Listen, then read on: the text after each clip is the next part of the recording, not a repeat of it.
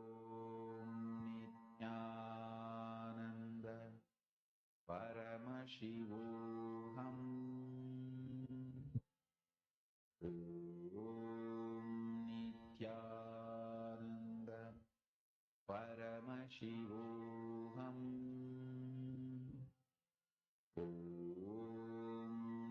Nityananda Ma Lucy Wong, Paramashivoham Ma Margarita, Nityananda I request all participants to start posting.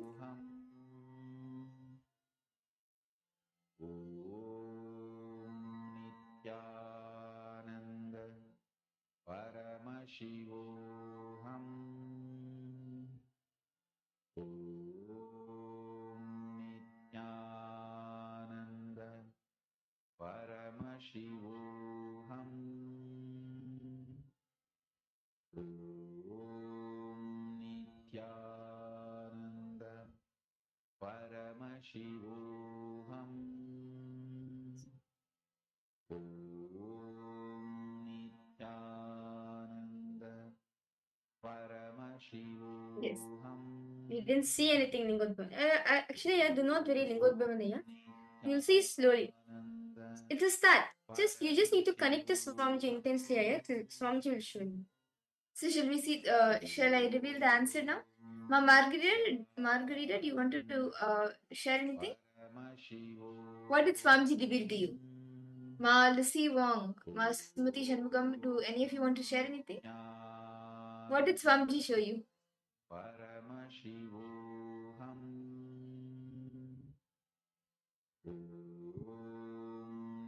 Nityananda Okay.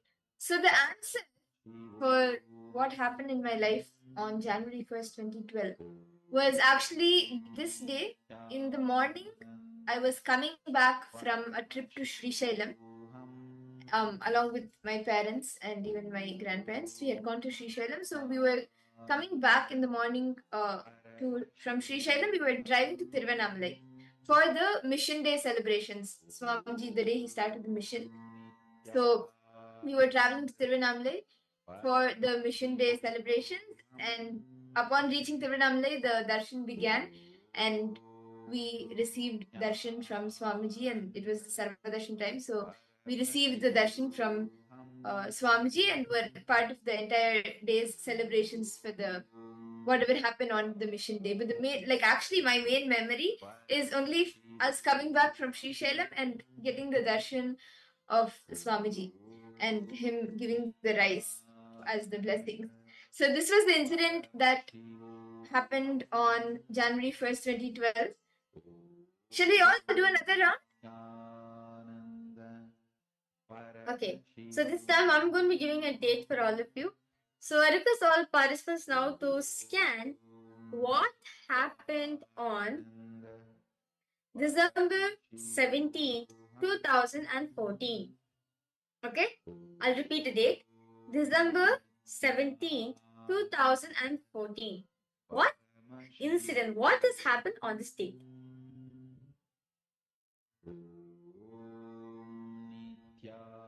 Nityananda Paramashivoham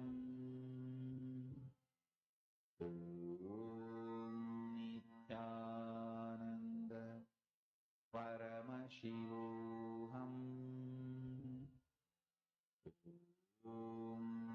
Nityananda Paramashivoham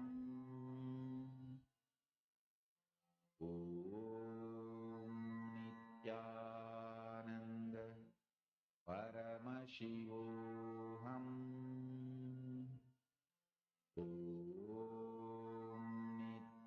Nityananda Paramashivoham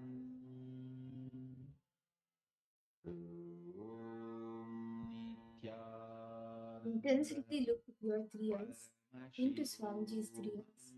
And whatever appears to you in golden letters, pen that down. Nityananda Paramashivoham Nityananda Paramashivoham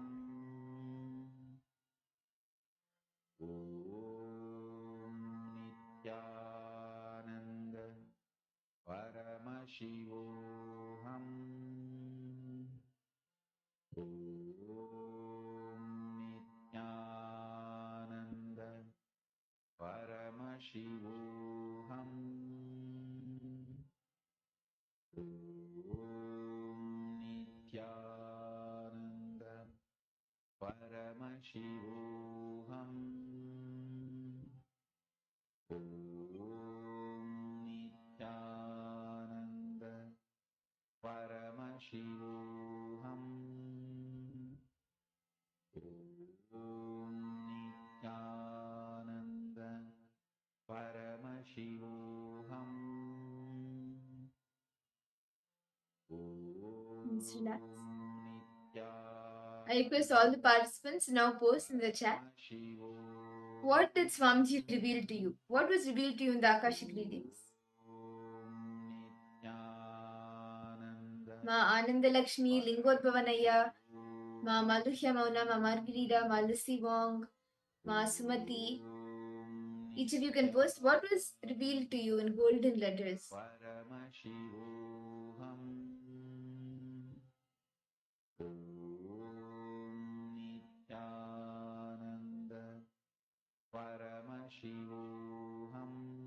What did each and every one of you see? Actually, Lingodbhavanaya, Swamiji would have shown you something this time.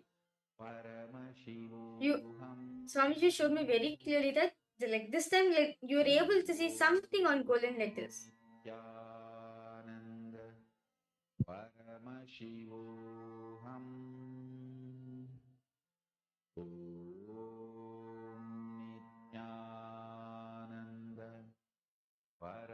A lot of people were white. Okay. What else? See, actually, the best thing in Akashic readings is that, and any power manifestation in that way, Paramashiva, Swamiji will reveal to you in the language you understand. See, in the Akashic records, in like where it is stored, it may be in Sanskrit, it may be in Prakriti, like the oldest languages. But when it is revealed to you, as we are seeing Swamiji as the portal, like Swamiji is the portal for us to see, that it will get translated for us in the language that we understand. If you understand English, you will see it in English. If you understand Tamil, it will be revealed in Tamil. If you understand Spanish, it will be revealed in Spanish. Whichever language you are comfortable in, it will be revealed to you in that language.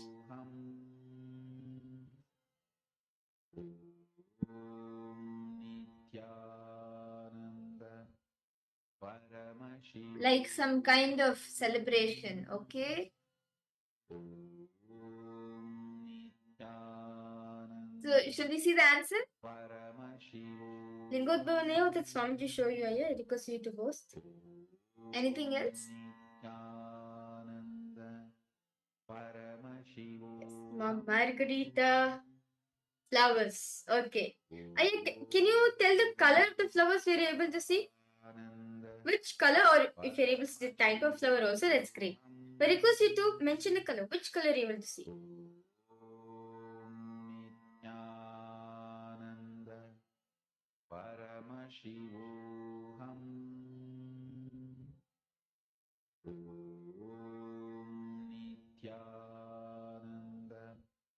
Purple and violet. Okay. Okay, that's nice.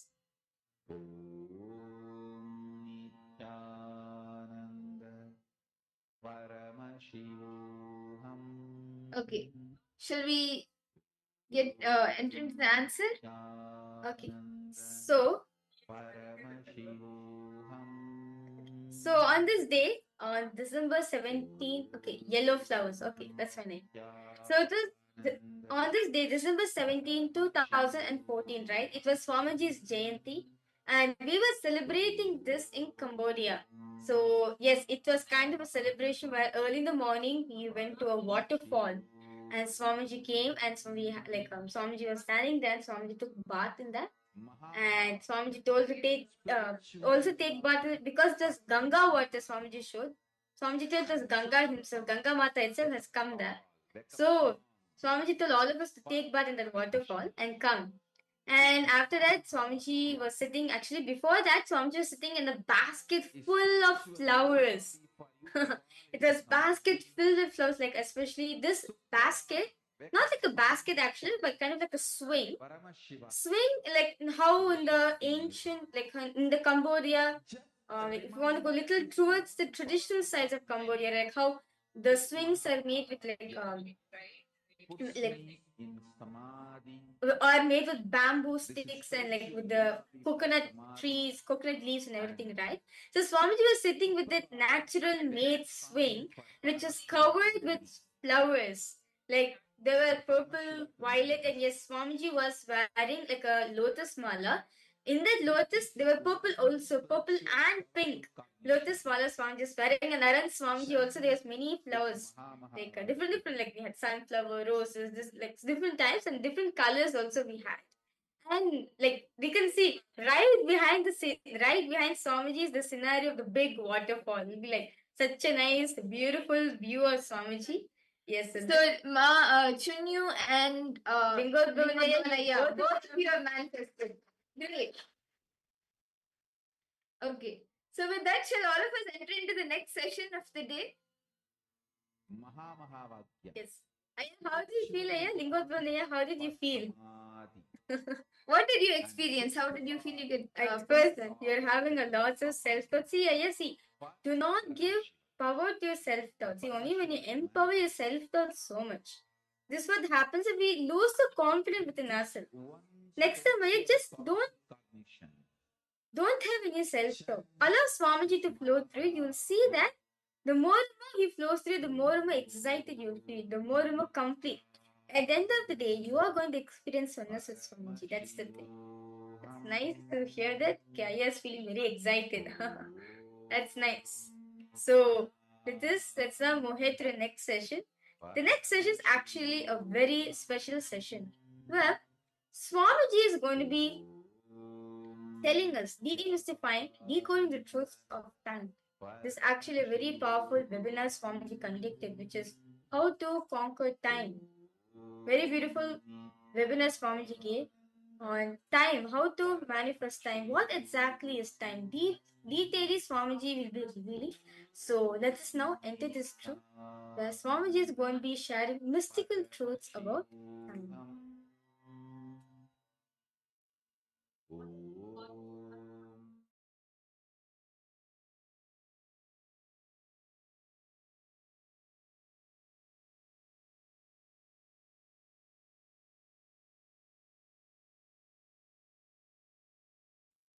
Paramashiva.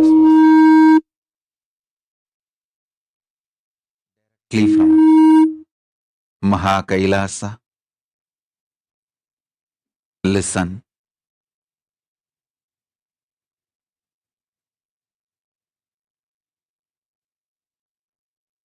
Time in its three dimensions: linear, circular, vertical.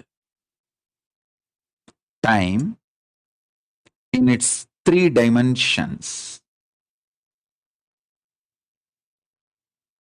linear, circular, vertical.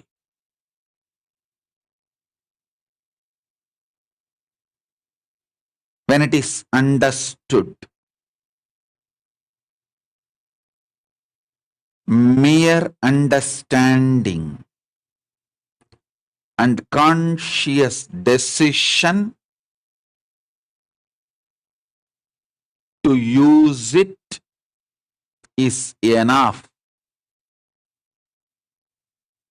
to get all the boons, blessings, powers, including enlightenment from Paramashiva.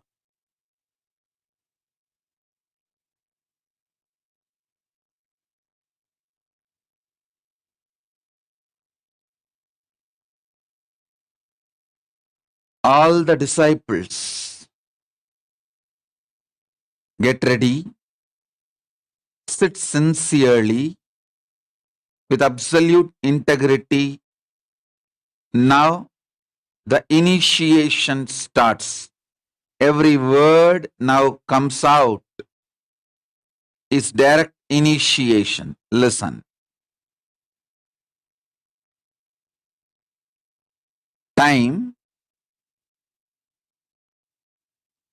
in the linear level. When you understand the time in linear motion level, with your ideas about length, it is a calendar. Morning, evening, next day, next week, next month, past week, past month. Just calendar, mere calendar. Time understood in the dimension of length is mere calendar. It can be 10,000 years past, 10,000 years future. Mere calendar used to document the history. That's all. Time understood in the level of breath, little more than the level of length, in the level of breath,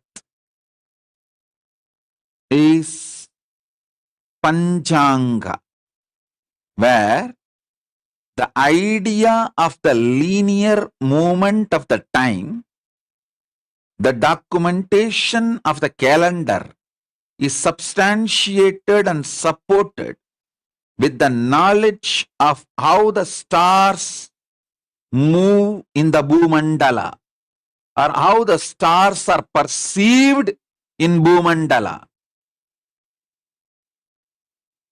That is the understanding about time in the breath level. Understanding about time in the depth level is astrology. The movements of the planets, Adityadi Navagraha Devatas, Aditya, Soma, Mangala, Buddha, Guru, Shugra, Shani, Rahu, Ketu. These 9 grahas, their movements, 12 rashis, their impact, 28 nakshatras, their influence, and Indradi Dasadik Balakas, their contribution. All these put together, when you understand time, it is understanding about the time in the depth level. That becomes a science called astrology. If you understand the time in the dimension of time itself, like inner image of the time, it's a pure consciousness and freedom. What Paramashiva reveals in Vedas and Vedantic truths. Please understand. Veda and Vedanta, Agama and Agamanta, all 4 is evolved by Paramashiva himself directly.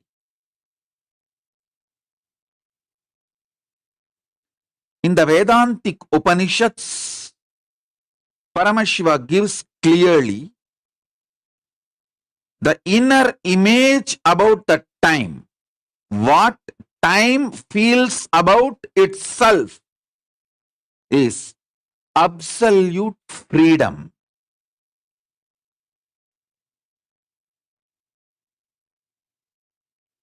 All human beings should take me seriously. All my disciples should take me seriously. Note this point. If you spend few days without cell phone, any contact with the outer world, where you are all alone, you only know the sound of the silence and the nature, at least few days. It can be a week or a month, up to you. At least few days, if you spend, time will introduce itself to you. In the dimension of time itself, anyone who gets introduced about time by time,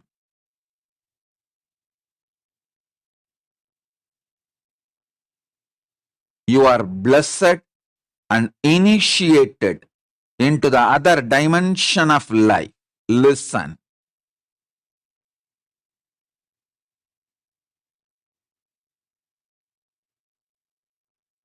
How much ever I try to convey, time in its inner image is the freedom you may try to imagine, visualize. But if you spend few days with the absolute silence of the nature, where only the nature's sounds speak to you, there is no other verbalization from the society, at least for a few days, you understand that time is freedom. Let me repeat. Time perceived, experienced, cognized just in the level of length is calendar. Time perceived, experienced, cognized in the dimension of breath is panchanka. Calendar substantiated with the cosmic movements of stars, grahas.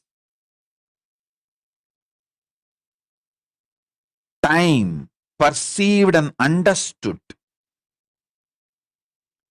cognized in the dimension of depth is astrology. All the impact on time and by time on you, all the impact time receives from the cosmos, its impact on you. Understanding this whole depth is astrology.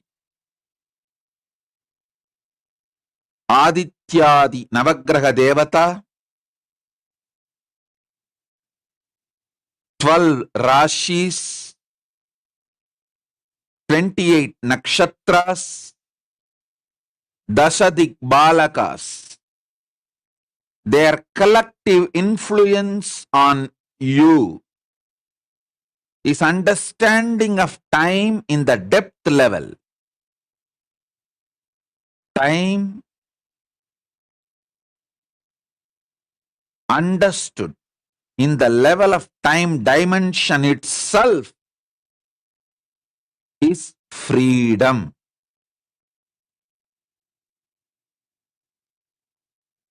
I will make this knowledge as a practical experience for you. Listen to me intensely. Listen to it intensely.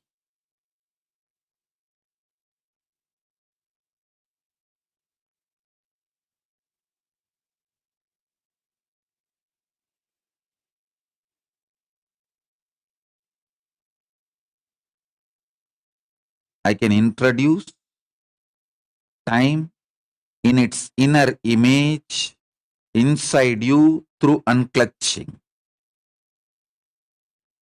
I can make you experience the sound of cosmic silence. Anahata Dvani. Inside you by unclutching you. Especially my disciples who have given the spiritual GPA to me.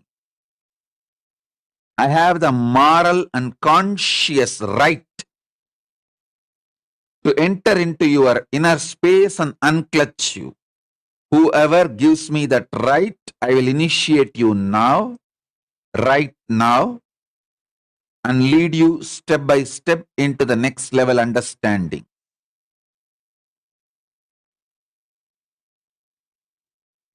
Next, circular experience of time. This is the arch Prabhavali of Mahakala Bhairava.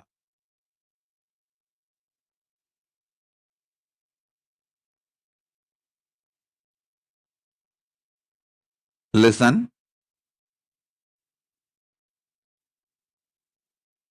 In this motion, in this movement, memories, patterns, ideas, experiences, perceptions, cognitions, incidents go on repeating, including life and death. Just repetition, repetition, repetition, repetition. This repetitive pattern, circular motion of the time should be pushed behind you. Push it behind you. Do not entertain, entangle, engage with it. Do not try to correct the incidents. The more you try to correct, the more you will get sucked into it. How Mahakala Bhairava puts the circular motion of the time behind him. Push it behind you.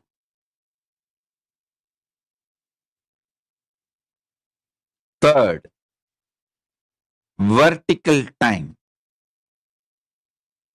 The vertical time is experienced in your life only when you are in intense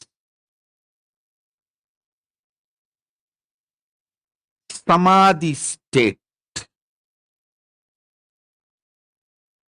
Normally, for a common man, when he is really in an absolute oneness, either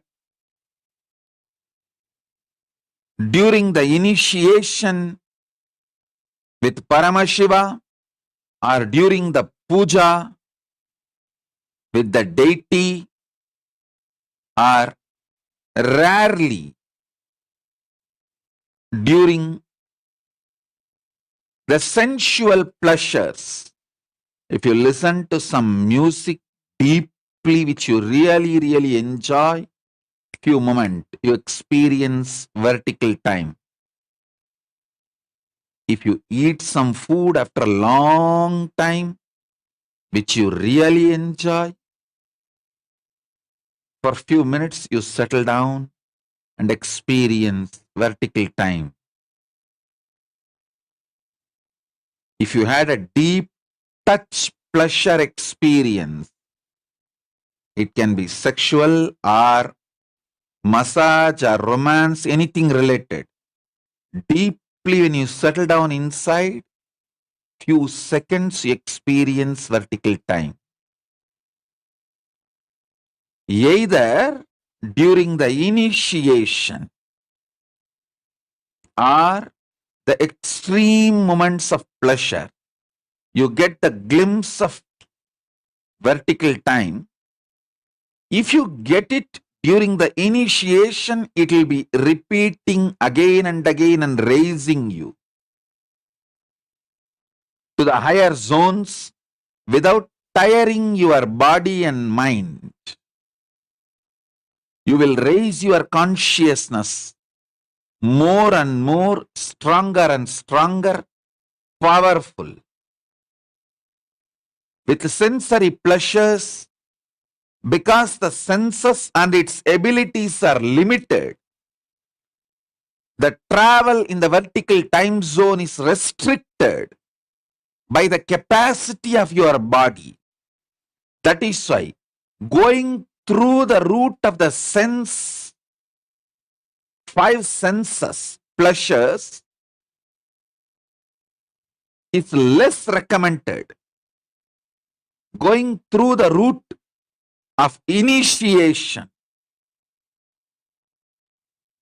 getting empowered by samadhi state, nirvikalpa samadhi state, is the most beautiful way of raising yourself to the vertical time zone. Listen.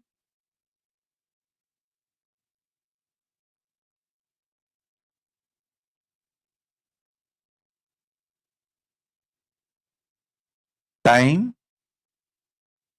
perceived in the length dimension level is calendar, chronological time. Few million years in the past and few million years in the future. Just chronological calendar. Time perceived and cognized in the breath dimension is chronological calendar supported, substantiated by the cosmological events, like the movements of the stars, planets, all that. Time perceived, the dimension of depth is astrology. How? The cosmological events and movements of grahas, rashis, nakshatras, and digbalakas directly impact time, and how that time impacted by the cosmological beings impact you. This science is astrology.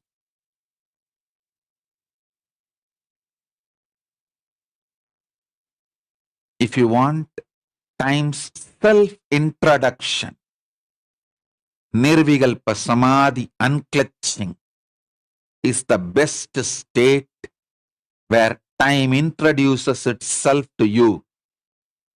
An absolute freedom.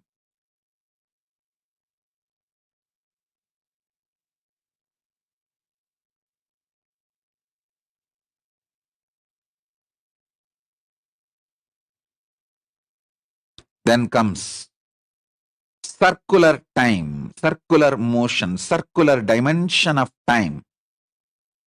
Repetitive. Births and deaths. Trillions of times goes on and on and on till your consciousness consciously decides to step out of time from that circular rut. When you push that circular dimension of the time behind you, you manifest the powers of Kala Bhairava. You conquer time. time becomes just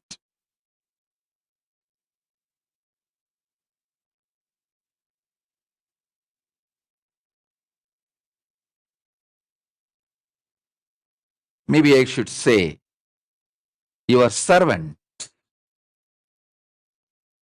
It does what you want. It does not bind you anymore. In time, in the vertical zone,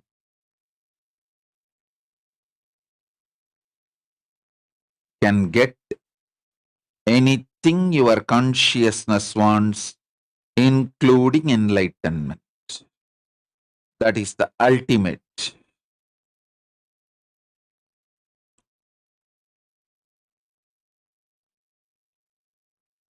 Time in the vertical zone is the Trishul Mahakala Bhairava is carrying.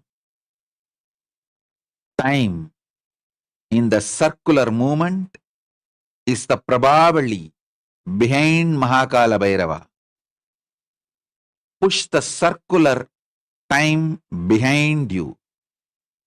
Keep the vertical time for your success in everything.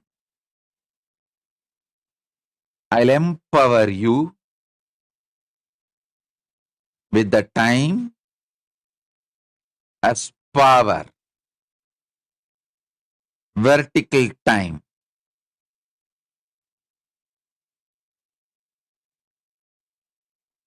As far as the experience of time, cognition of time,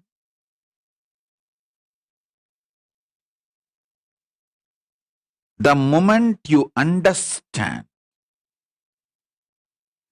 its various existence, its various dimensions of existence, its various levels of existence,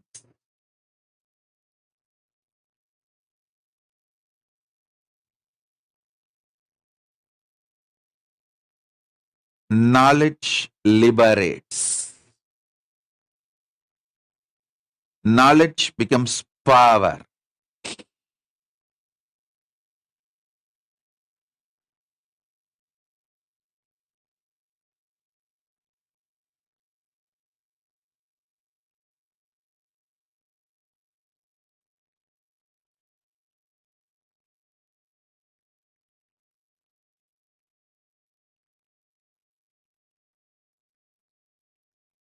Krishna knows the impact of planets on the Mahabharata war. That knowledge, simple knowledge, he played with it and changed even the impact of the planets and made Pandavas one. On Amavasya, if the war starts, only Kauravas will win. But already both sides agreed on Amavasya they will start the war. So what to do? One day ahead of Amavasya, Krishna gives Darpana. Sun and the moon both got terrorized, frightened. Hey, how can Krishna give Darpana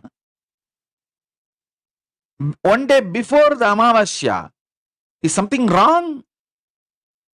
I think somebody gave false information to Krishna. He need to be told that Amavasya is tomorrow. So both of them rush to Krishna. Before Krishna offers the pinda, they rush and tell him, Prabhu, you forgot Amavasya is tomorrow, but you are giving pinda darpana today. Did anyone misinform you? Krishna smiles and says, what is the definition of Amavasya? Sun and the moon said, when sun and the moon meets, planet Earth.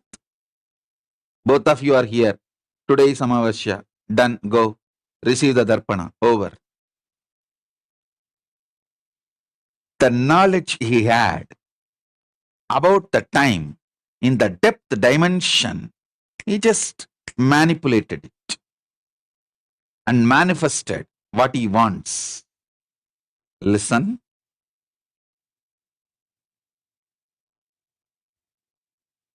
I'll give you the knowledge about the time in the dimension of time.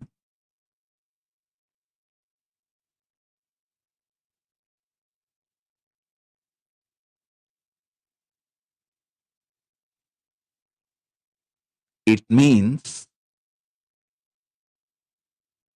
you will be protected forever beyond your self-doubts, self-hatred, self-denial. Understand? Beyond your self-doubts, self-hatred, self-denials, you will be protected. That is the power of the time. When you understand time in its time dimension itself,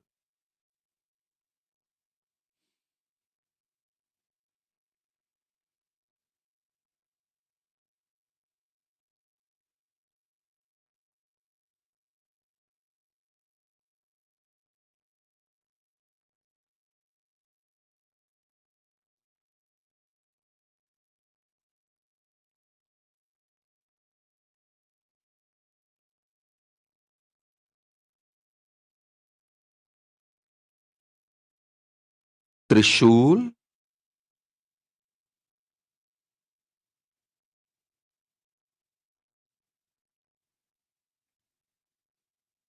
is vertical dimension of time. Trishul in Mahakala Bhairava's hand symbolizes vertical dimension of time. The Prabha circle behind the Mahakala Bhairava symbolizes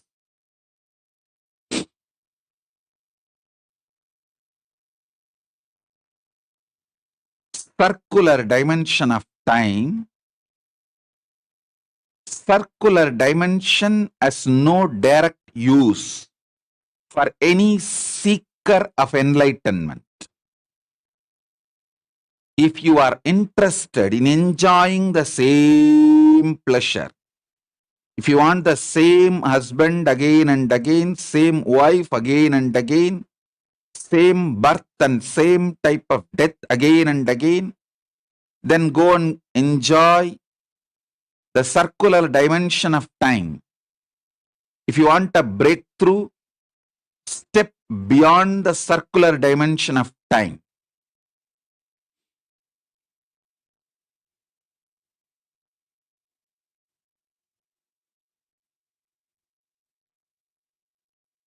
Vertical dimension of time removes brain fog. Listen to this word. Brain fog is blind spots and delusions in your life.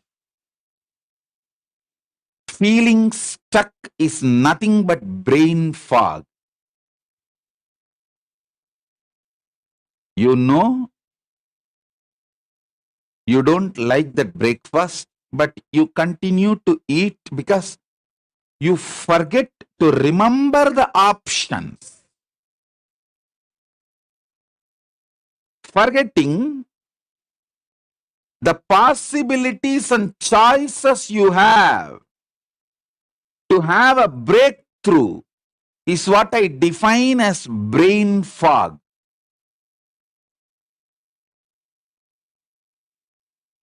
You have an option in every level, but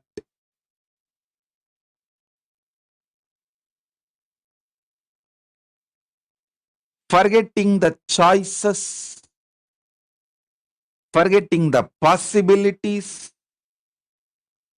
forgetting the options, not having the guts to use all the tools with which you are empowered. You are empowered with multiple tools and equipments.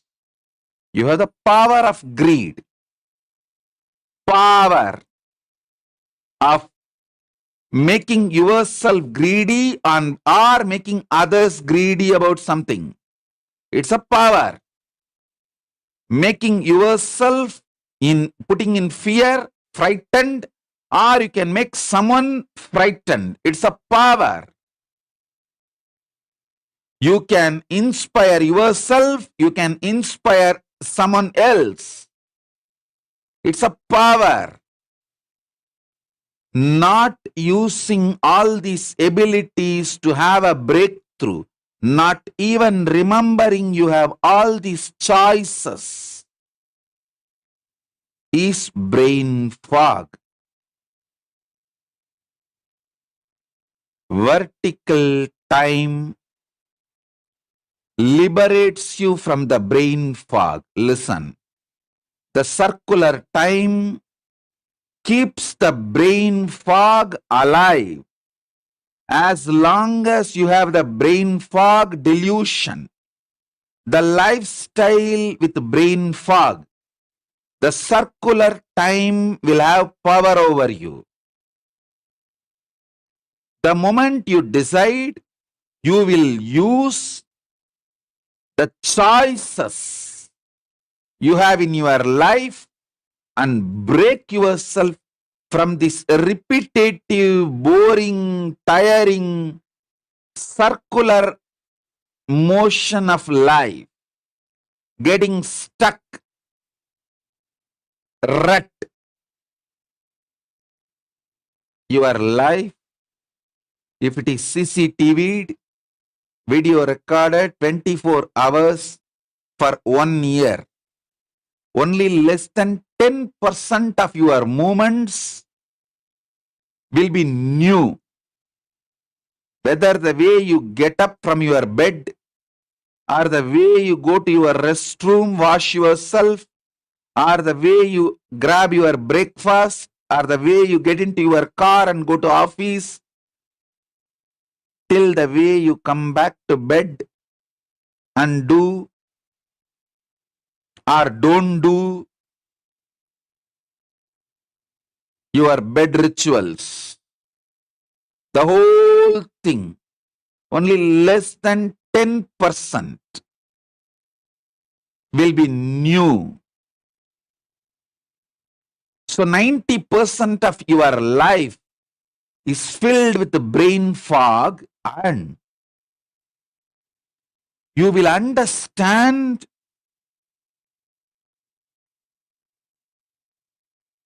very seriously why you are having that deep feeling stuck, because you forget your possibilities, your choices, your abilities to break this boring, tiring, circular motion of time. Having a breakthrough, going for different choices, different possibilities, using different tools. I tell you, the more you use your body, the more it will become healthy. The more you use your ability to inspire yourself and others, more you will be living excited life. Inspiring yourself and inspiring others opens up so many possibilities, choices in your life. It removes boredom. I tell you, again and again, anyone who does the work of Kailasa, especially enriching and causing, will be 10 times more productive. Just the other day, I received a message from one of our Sarvanyapeta Yajaman. Anyone who does enriching, enriching, either you inspire yourself or you inspire others, you break from the circular motion of life, the circular time, the excitement and inspiration and possibilities and choices opens unimaginable doors.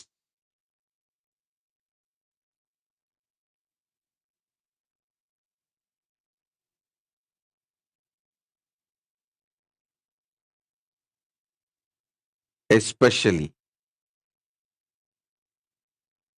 when you enrich yourself and others about Kailasa, it is directly injecting yourself and others with the nectar of Paramashiva.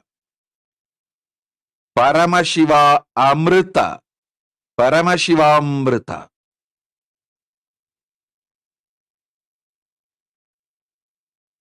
Which comes from vertical time zone.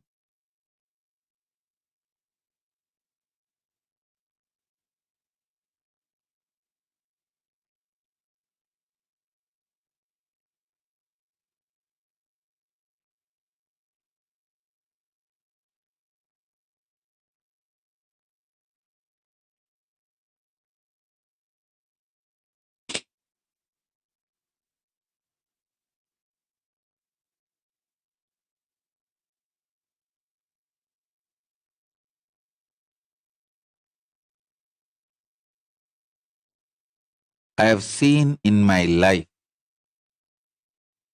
people who want to get enlightened, who enter into the organizations which is already well built, comfortable, luxurious, cozy life.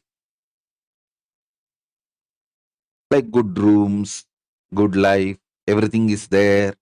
From morning till evening, your routine is defined. They rot and die the worst death and waste their life.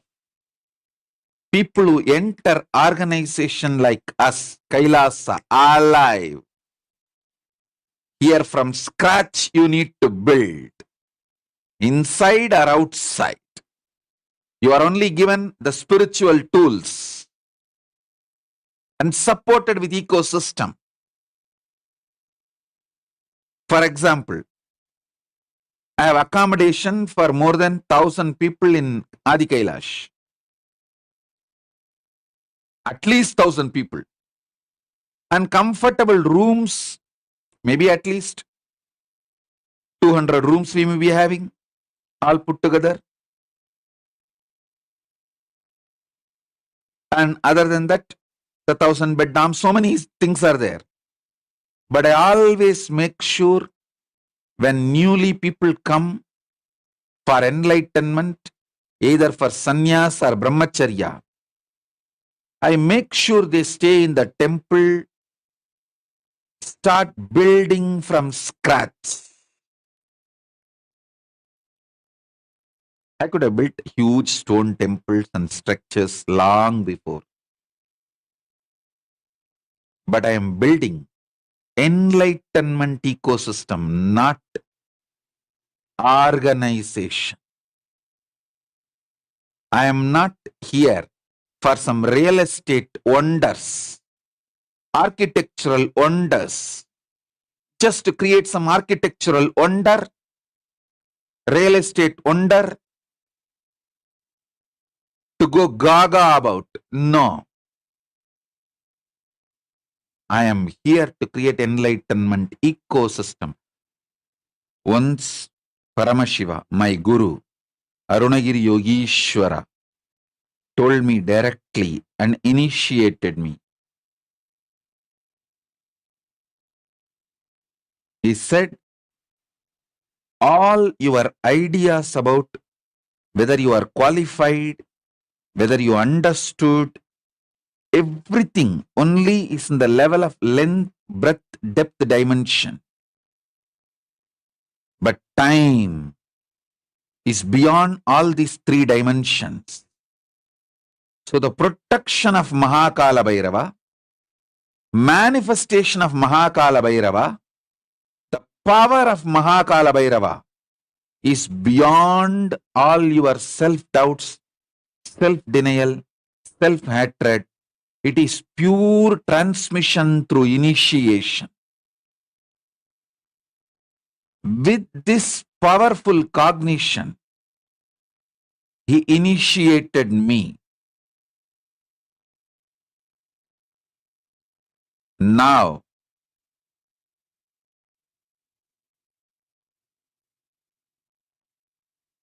empowered by Paramashiva as the living manifestation, Paramavatara of Paramashiva, I give you the same initiation. You will all experience the pure freedom, power of time. Time in the dimension of time itself, which is beyond length, breadth, depth, all self-doubts, self-hatred, self-denial. I channel that Paramashiva's initiation samadhi, nirvikalpa samadhi, through me into you all. Through this initiation,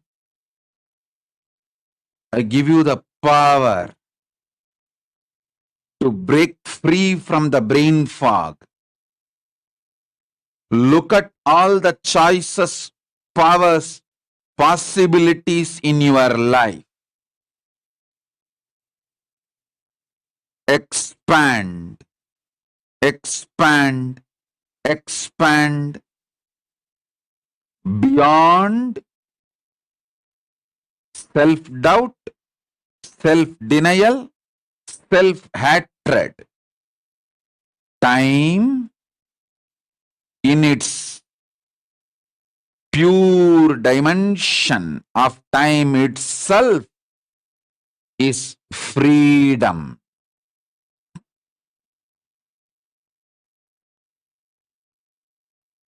Listen. Multiple times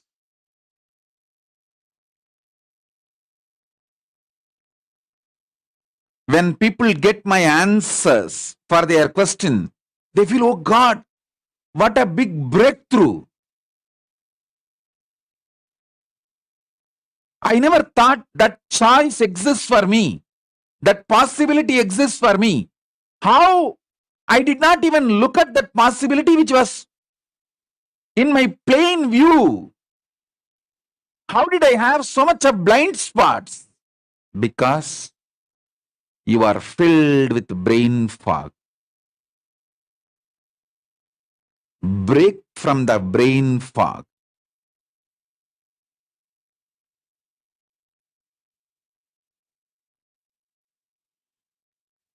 Listen, I'll give you some of the incidents.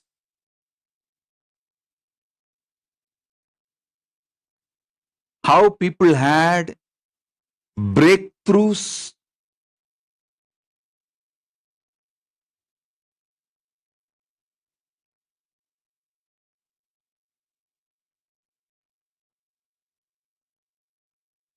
with the possibilities. Actually, when you see your possibilities and powers and start analyzing, start stepping beyond your brain fog, that circular time rut, and start looking at the possibilities. The strength and the courage and excitement, inspiration you manifest in all dimensions. One person came and told me, Swamiji, you instructed me so many times to make my family connected to you, but I am not able to inspire my daughter to be connected to you, to connect it through devotion, feeling connection. She is making her own decisions and choices. I said, don't worry. Nothing to worry. I only want one child from you. Plan for one more child. That's all. If your daughter makes her own decisions, she carries on with her life, don't worry. Plan for the next child and bring that child up. Grow that child with intense, powerful cognitions and initiations. Send the child to the Gurukul. The moment he started looking into this possibility, the power, excitement, intensity, everything he started manifesting gave breakthrough for him in all dimensions of life. Whether in his relationship, in his wealth, health, enlightenment, power manifestation, because when you break this circular time, that rut of circular time, repetitive, frustrating, boring, tiring, unable to solve and handle the issues, that kind of a pattern and mental setup, and step beyond the new possibilities and excitement and inspiration. I said,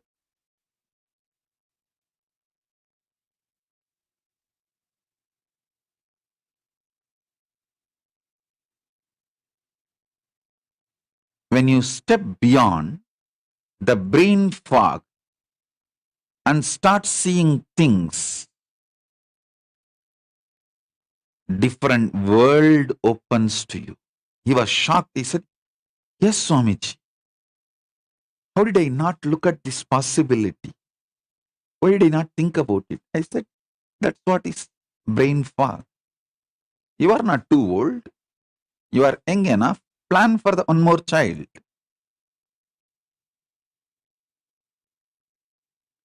Let your daughter know. Swamiji does not want to disturb her decisions and freedom. Let her live her life. No problem. Plan for one more child. Bring that baby consciously and evolve, raise for the life of Hinduism and enlightenment. Send the child to the Gurukul. Over.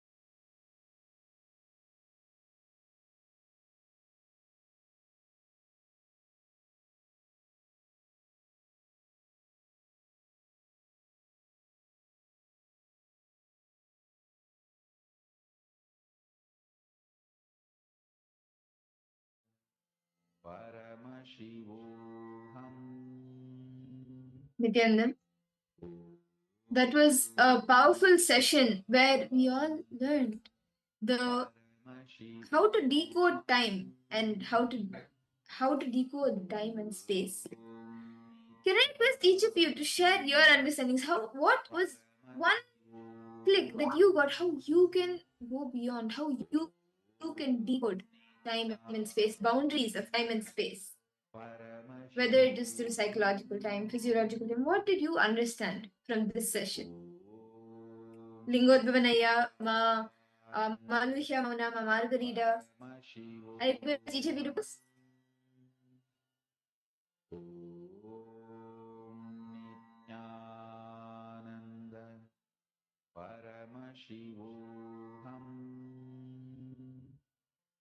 How can you decode time and space?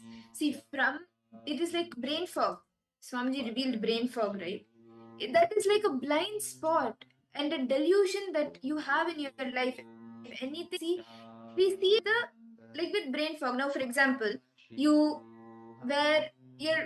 not wearing any glasses or any colored thing. You see things as it is. But brain fog is like putting like maybe a blue sheet or a purple, green, some like a colored sheet in front of you that makes you see the world around you green or blue. If you're wearing blue lens, then you'll see the world around you blue, and that is exactly how brain fog is.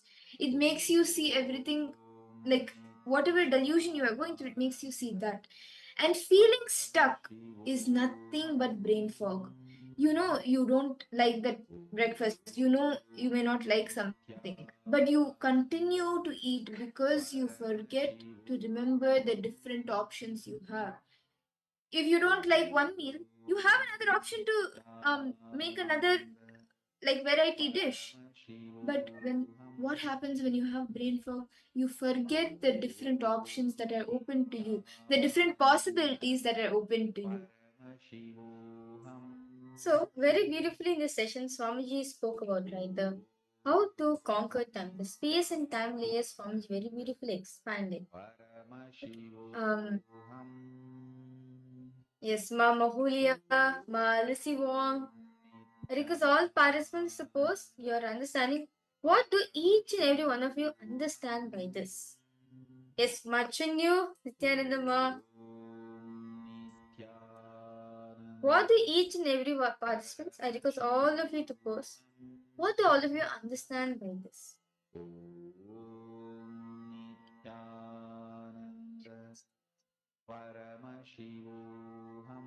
What did each of you understand by this? And how each of like all of these are affected. You see actually that you see life from the angle from brain fog.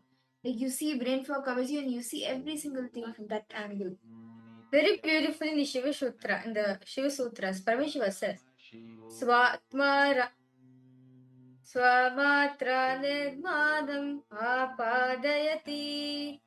The meaning goes, experiencing this object, experiencing that this objective world is a product of this subjective consciousness. Swa-atma, Swatmatra. He can create or manifest any object or matter or occurrence that he thinks or desires in this universe within this time and space. And that is possible when you can go beyond the and decode time and space dimensions. Can I request each of you now? Let's enter into a small internalization exercise. Can I request all of you to pen down your new transformative moments that you had in the last 24 hours? In just the last 24 hours, you've seen your own life transform, the transformative moments. Please start penning down.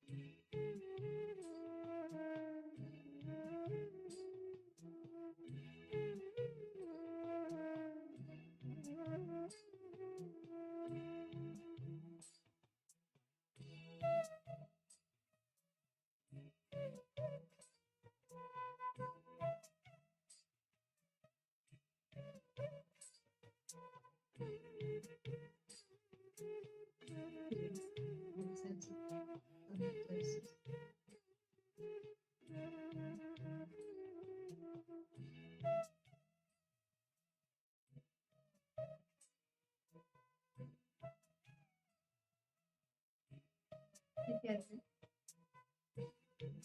I hope each of you have been able to write down. In the last 24 hours, the few moments where you felt transformative. Next, can I request each of you to pen down the problems that you are repeating in your life again and again and again? The different patterns, the problems that keep repeating in your life. For example, being late for your deadline, or missing something like missing your punch, or when you're punching your number in the credit card or for a password, always missing it. And for all of these, what are the different problems that you keep facing again and again and again on a literally like a cycle? What are those different problems that you're facing in your life? Can I request each of you to please spend a few minutes to write this down? See, understand, Swamiji says, in Hinduism, we believe that time is circular, right? That's why the Kala Chakra, right? That's why the Kala Chakra is circular. So anything which is repetitive, understand, if something is repetitive in your life, if the problem is repetitive in your life again and again and again, you are caught in you are caught in time. Now, for us to go beyond time, for you to go beyond time, right? For you to go beyond time, you have to break free yourself from the circle. Like, see, imagine. Okay, let's take this as an example. Okay, so now I have the bangle with me. Okay, this is circular, right? This is circular. Now it's, so for example, if I start from here and if I go again, I'll come back to the same place, right? Again, I'm moving. So wherever, no matter where I start, I'm gonna come back to the same situation again and again and again. So the only solution for me to come out from this bangle, for me to come out from this loop, for me to come out from this time loop is going from it, meaning breaking free from this time loop, breaking free from this time chakra. So we request all participants now to identify all the problems that are repetitive in your life continuously. No matter whatever you've done, no matter of completions you have done, no power infestation, whatever you've done before. But it's keep on happening for you again and again and again. Write it down. Write those problems down detailedly as possible.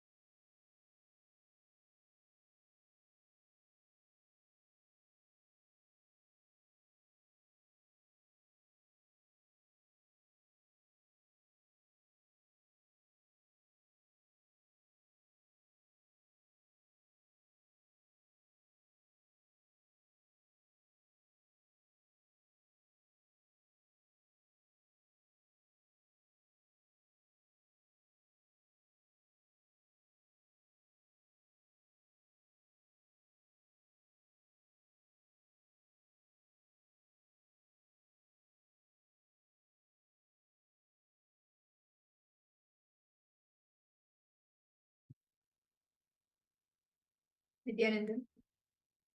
I hope each of you have been able to pen down the different problems that you face, that you are repeating on a loop in your life. Just like how in a circle, the same problem keeps going and going and going in the time loop.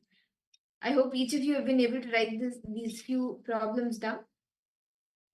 Can each of you post in the chat if you have been able here before we move to the next step?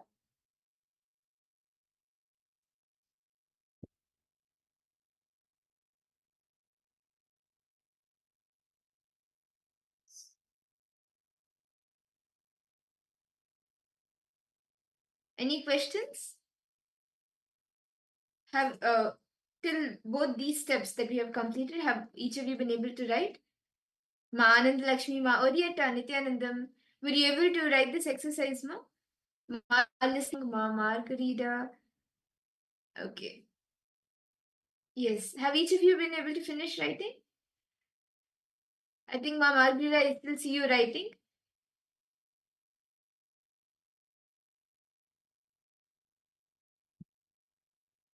Shall we move to the next step?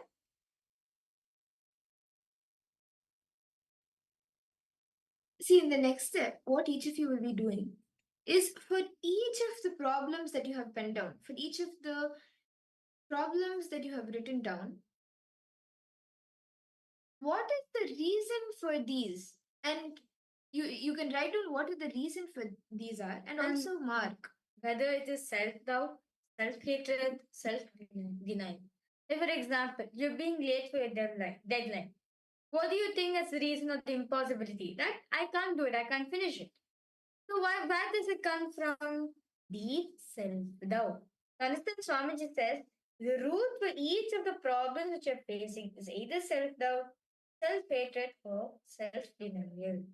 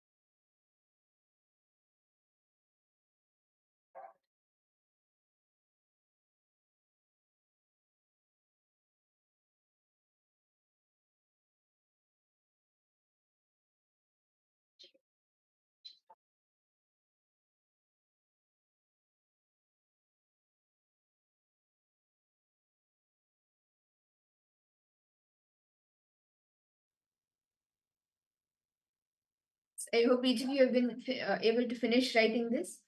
Now, can I request each of you to look at all the choices, the powers, and the possibilities that you actually have in your life that is actually open for you? Expand it. All of these possibilities are open for you to expand, and also go beyond time, beyond your self-doubt, beyond your self-denial, beyond your self-hatred. And you have the possibility to bring completion for each and every areas where you have bent down. All the areas that you have bent down, you can bring completion to those areas, going beyond all your SDHD. So can I request each of you to just internalize that this completion is possible and declare that you have the different choices and possibilities open.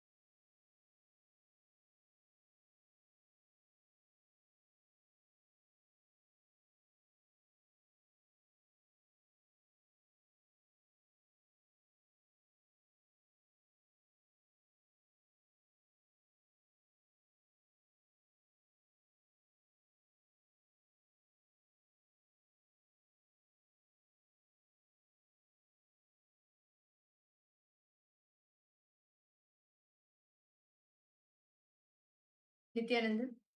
I hope each of the participants, all of you, were able to do this step and understand how there are multiple choices open for you, there are multiple possibilities open for you. All you need to do is go beyond your STHT and conquer the time layer that is there and remove the brain fog that is stopping us different possibilities, the different choices that are open for us. And now, with that understanding that you have multiple possibilities open, shall we all enter into the power manifestation? Knowing that you have multiple possibilities, even for power manifestation, just because you may not be able to do one, that does not mean you cannot do the other. Swamiji manifests in multiple ways in different dimensions, and he will manifest for you whatever is best for you. So from that space, can we enter into the power manifestation? We will be doing another exciting round of Akashic readings. Can I request each of you to please bring your Atmamurti, your Aushada or Jnananjana, and you can settle down. And all the participants not on camera, I request all of you to please come on camera. Nityanandam, Ma Fatima the Hestani.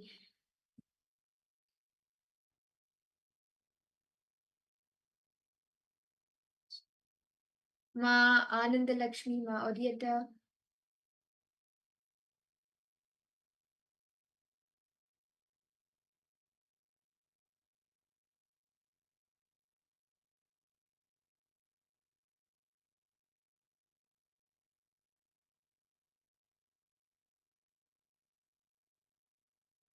Okay.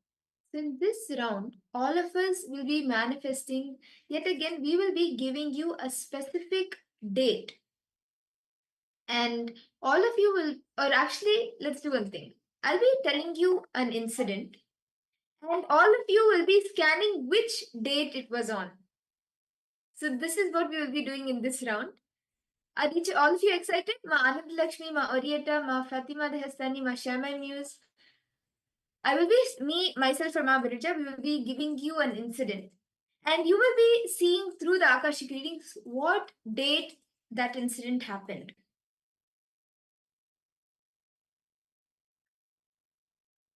Okay? So I hope each of you have brought your Atmamurti and your Aushita. Ma Arieta, can I request if you could come on camera, ma, please?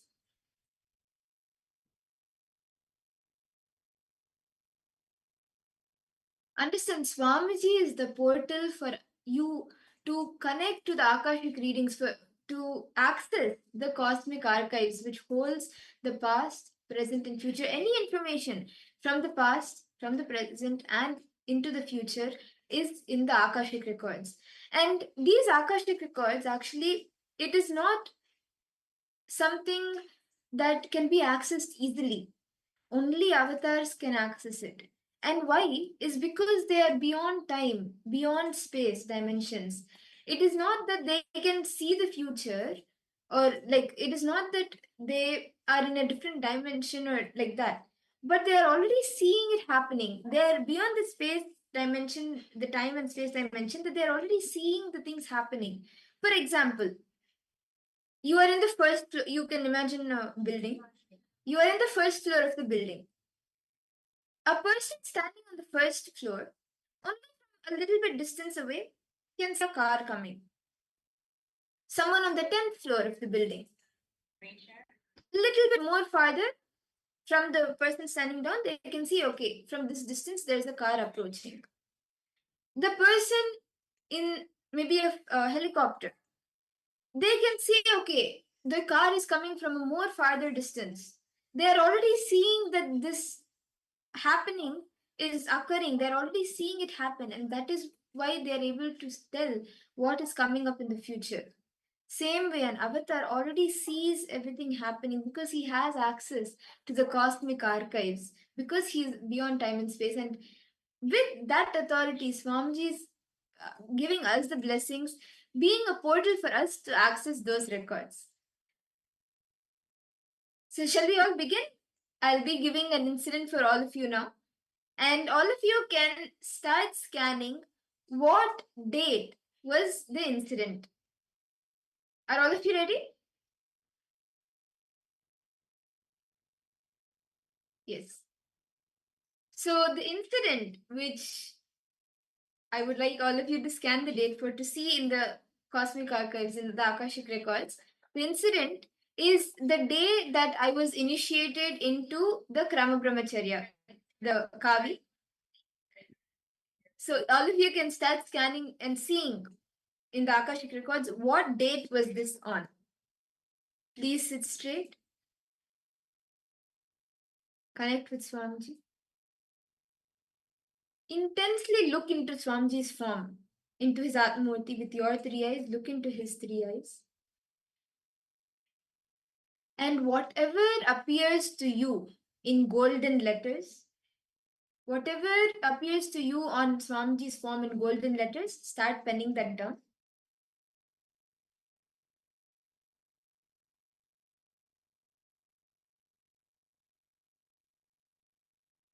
Please start.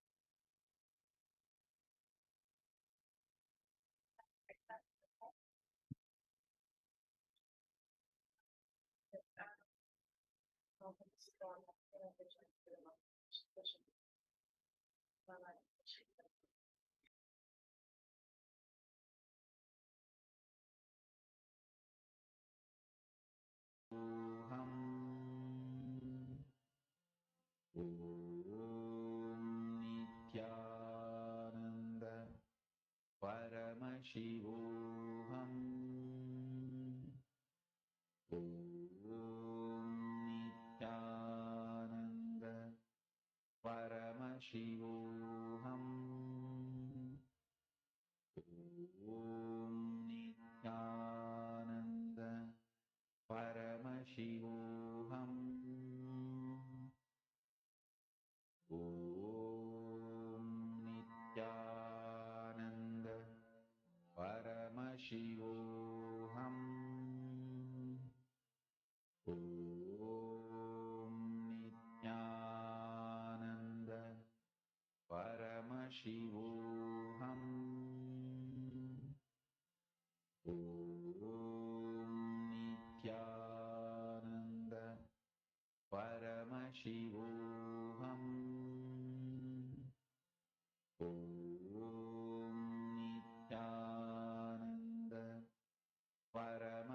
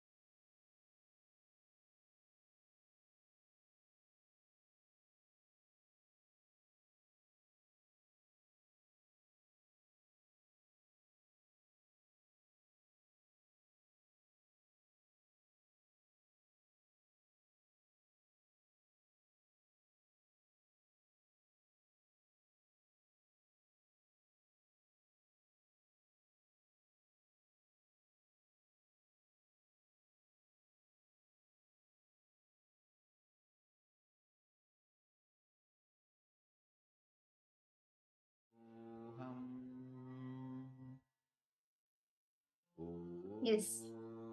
Please relax. Now, I request each of you to post in the chat what exactly was revealed to you in golden letters in the Akashic records. Can I request each of you to post in the chat?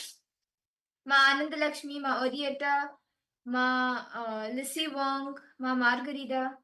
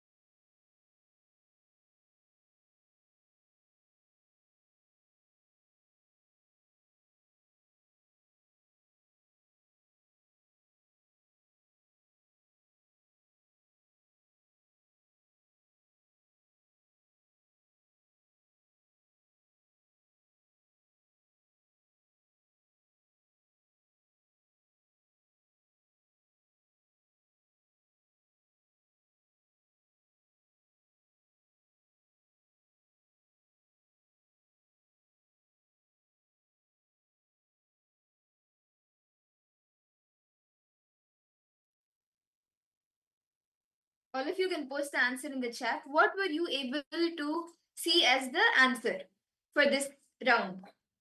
What was the date that I had taken Kavi on? 2010 February. Okay. Princess of Kailasa from April 2023. 25th January. Okay. Who else? Ma Anandalakshmi, Ma Orietta, Ma Margarita, Ma Dasiva. What did you see?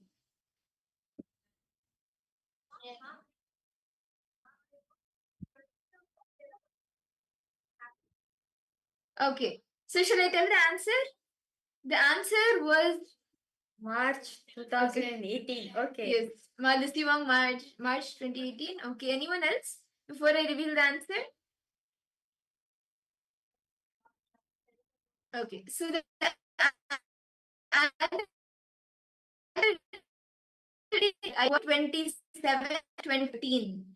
So the date and okay. Ma Fatima, you were closer to the date, ma. Okay. Great. So now in this second round, Ma Virija is going to be giving all of you an incident. And all of you will be scanning the date of the incident. Okay? So shall we get started? Okay, yes. So for all the participants, so the date which I'm going to give for all of you is actually there's so many. Okay.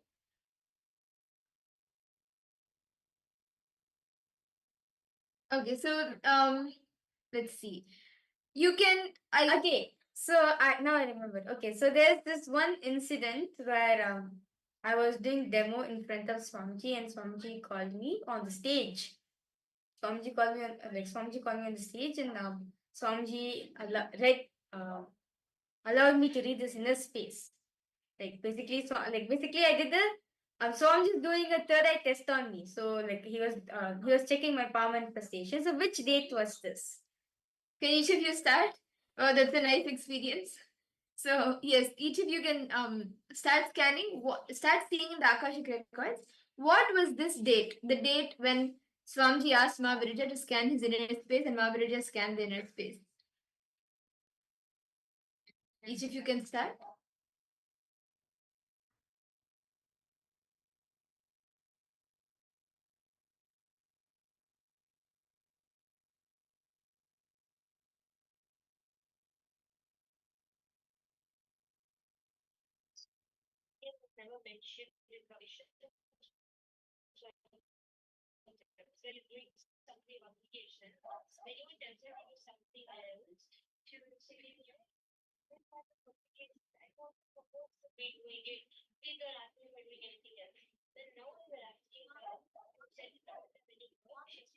Each of you can start seeing whatever appears to you in golden letters. Start seeing that, start writing that down.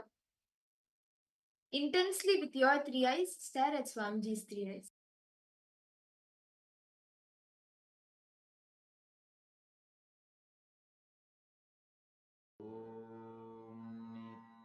Nityanand परमशिवोऽहम्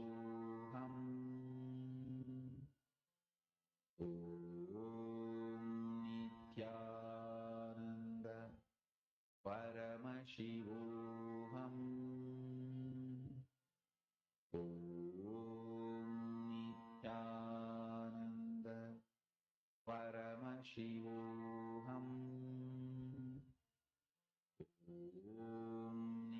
नित्यानन्द परमशिवोऽहम् ॐ नित्यानन्द परमशिवोऽहम्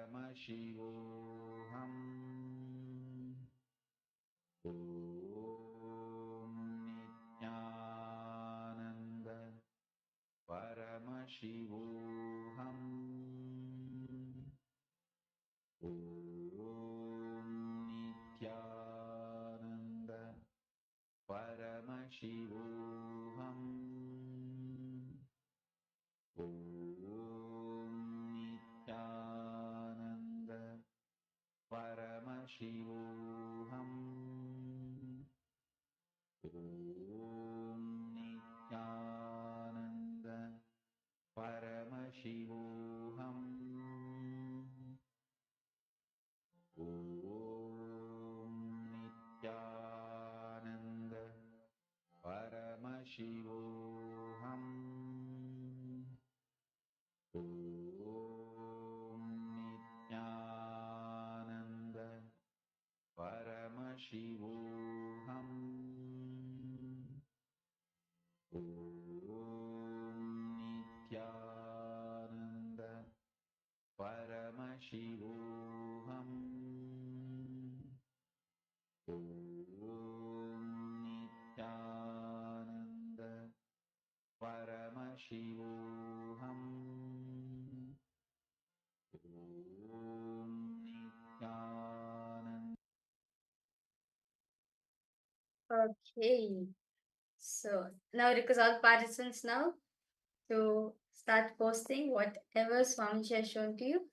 Kima Fatima, you have posted April 8th, 2019, 18. Okay. How about for rest of the participants?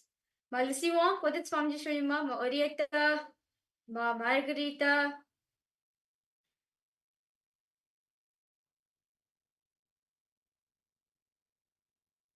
How about the rest of the participants?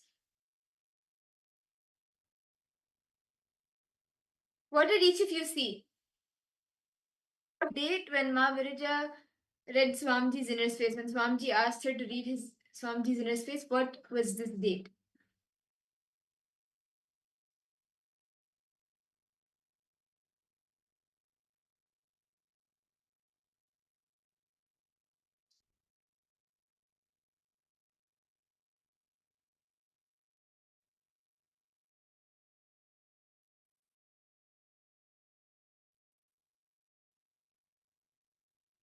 Malisi, what did Swamiji show you, Ma? Malisi Wong?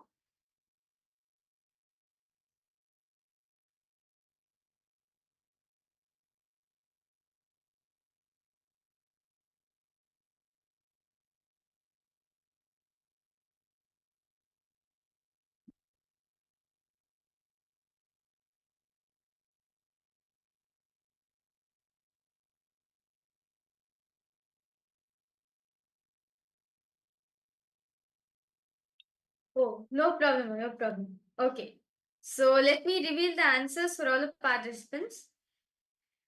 So it was February 27th, 2015. So 2014. So yes, 2014, February 27th, was the date when Ma Viraja read Swamiji's his own inner space during the Shivaratri time. Swamiji called her on stage and asked her to scan his inner space, the word that he's holding in the inner space, and Ma Viraja scanned that. So that's a very nice experience. And yes, so now with that, shall we all enter into the next session of the day where we will be understanding more about conquering time. How can we conquer time, the time dimension?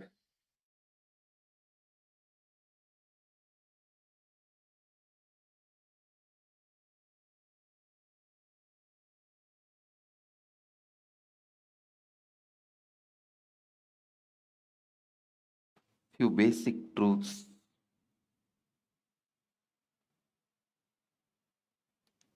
Please understand, every sacred secret, every sacred truth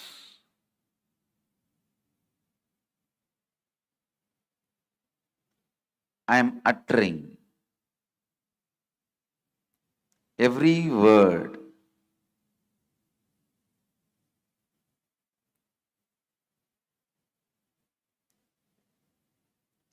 need to be internalized and internalized. Do not sit with the intellectual tiredness. Usually people have this pattern. Tell us finally what we should do. No, things don't work like that. Please understand.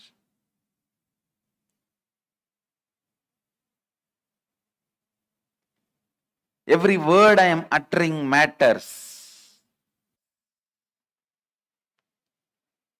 I'll give you a small example from my own life.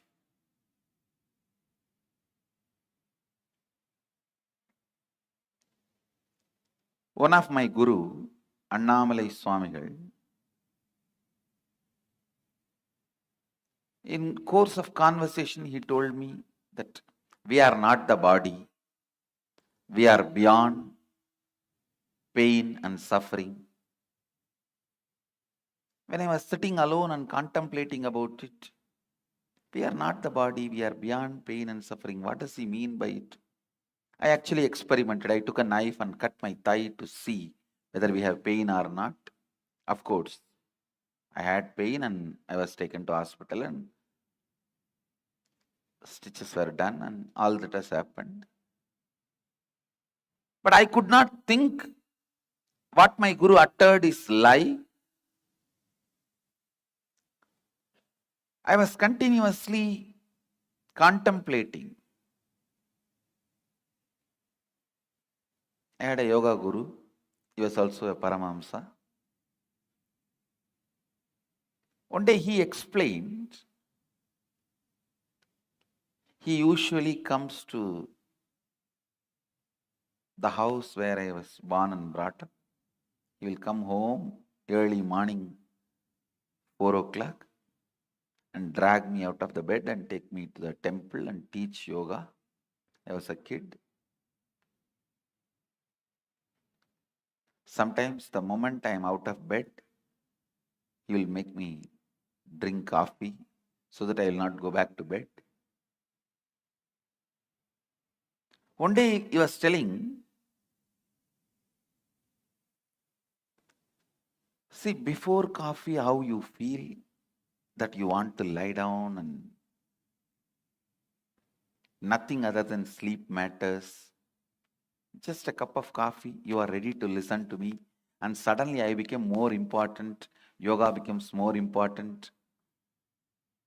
All the ideas that you should do yoga makes more sense. Without a cup of coffee, all the ideas you should sleep makes more sense. Just with a cup of coffee, all the ideas you should do yoga and take care of your health, build your body so you can get enlightened. All these ideas make sense.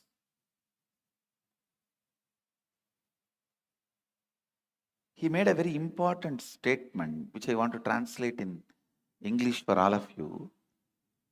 He said,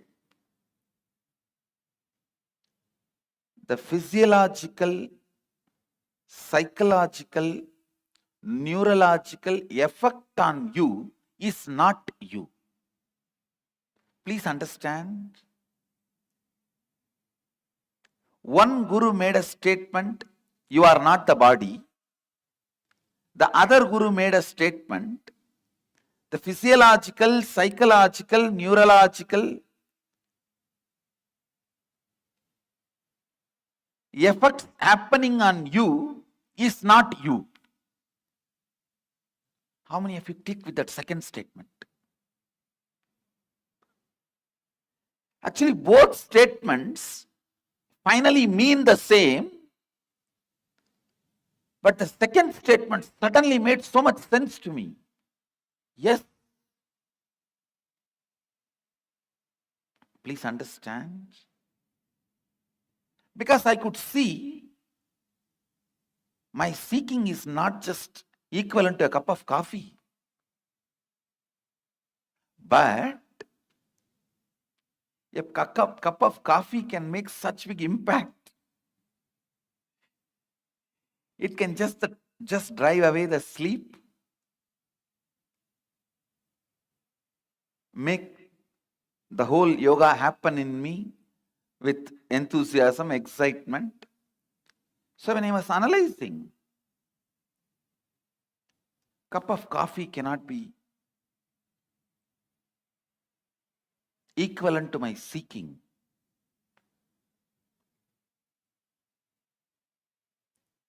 Or equivalent to me.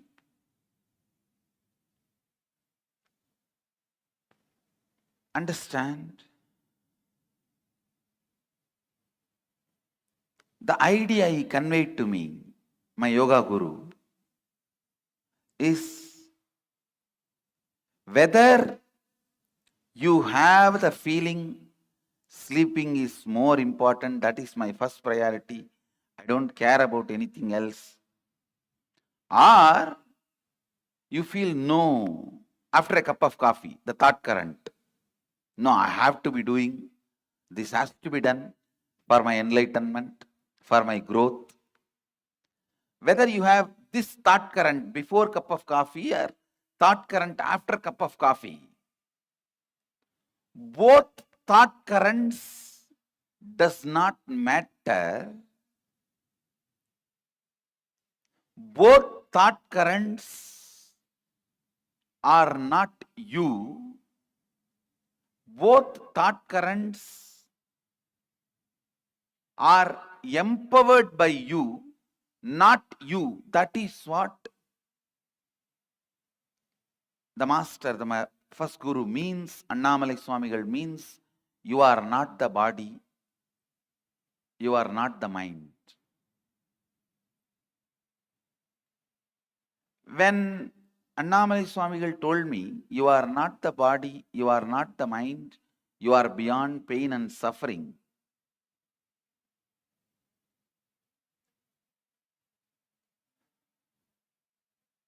the statement did not make sense for me. But when my yoga guru explained,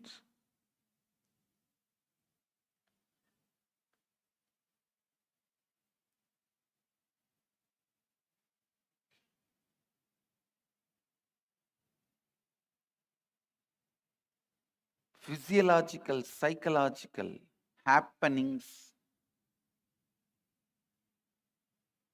are not you, it really made sense. Come to the space of listening. The first statement I am making, please listen. The first statement I am making, time is a matter. Second statement, it is not absolute as you think. Please understand.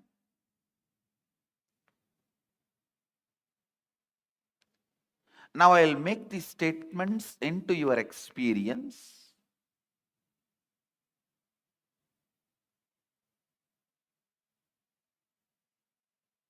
These two are the Mahavagyas now.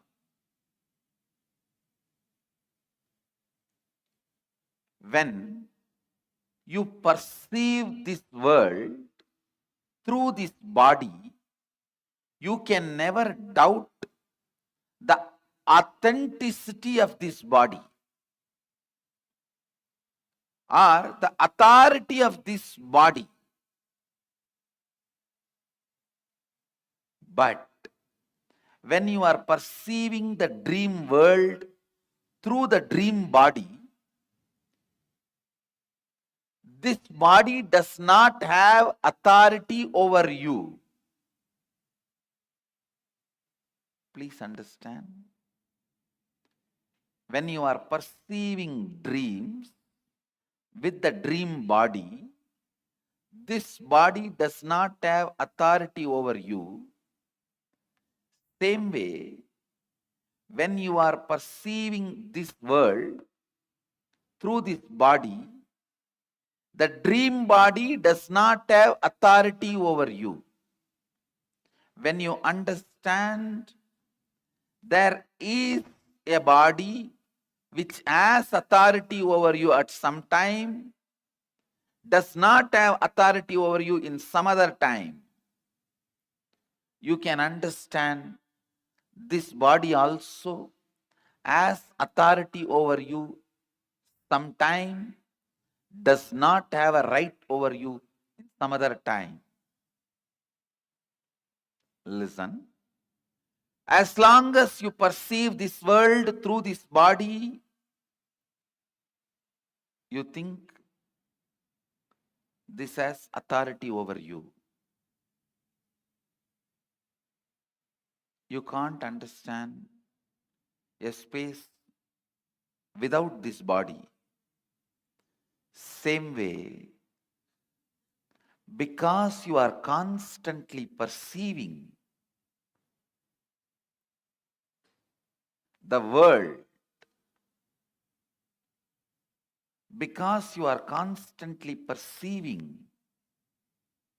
your reality through time, you think time is absolute and it is truth, just like how you feel your body is truth.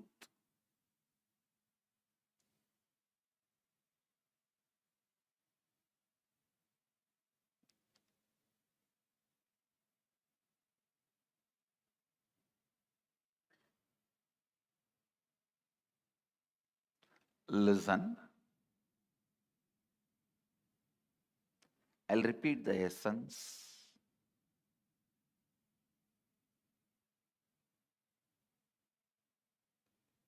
When you see, perceive this world through this body,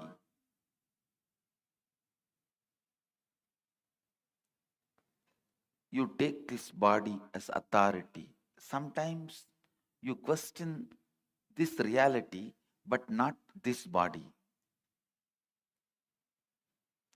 When you are so busy in doing business with currency, you forget to question the authority of the currency. That itself is a myth. When you are doing business using diamonds, you forget to question the authority of the diamond. You are so busy in giving 100, taking 50, giving 200, taking 400. You forget the diamond itself is not something precious, or it does not have an authority other than created demand. Please understand.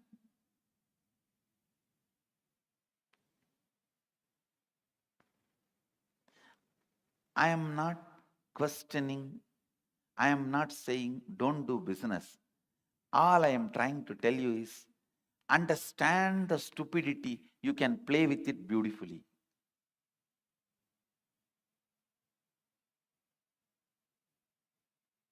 The moment I understood, it clicked with my system that physiological, psychological effects on me is not me. So much liberation. Such liberation.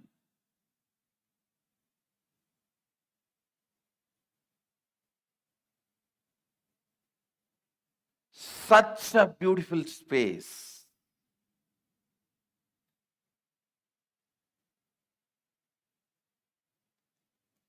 It was such an absolute ecstasy. Knowing even that ecstasy is not me.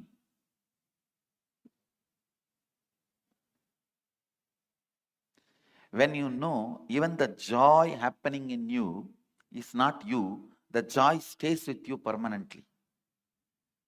All joys disappear the moment you try to grab them. The first truth, time is a matter.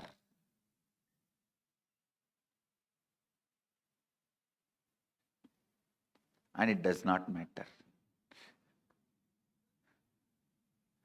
Time is a matter and it does not matter.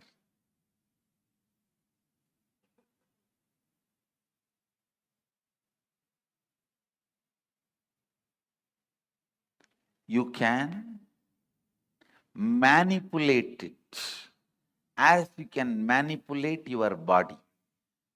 Understand? You can make your body big or small with certain practices, diet control. You can manipulate it. You can play with it. Same way, you can play with time. You can play with time. How? We will see next. But some of the basic truths, you can play with it. I'll try to share with you all a conversation I had with Arunagiri Yogeshwara. It's too personal and intimate, but I think I have to share so that you will understand the concept of time as Mahadeva explains in Agamas.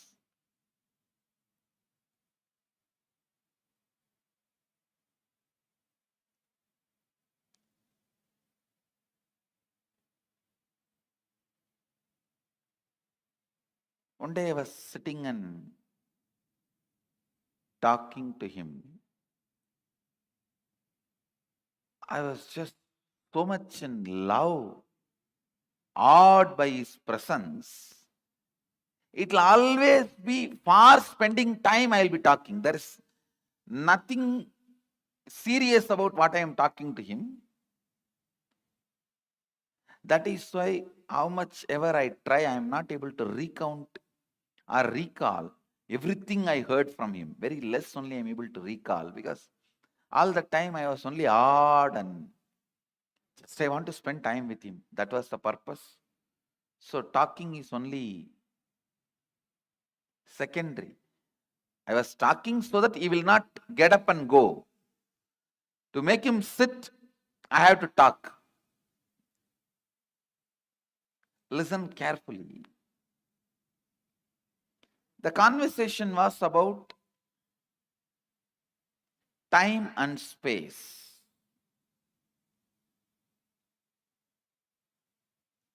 He was trying to explain time and space to me. It is time you understand every statement, so that it becomes just part of you. You also need to know the value of one single truth hitting you properly. Please understand, It was just one single truth. My understanding about, hey, just a cup of coffee, only that much is the gap between me and my seeking.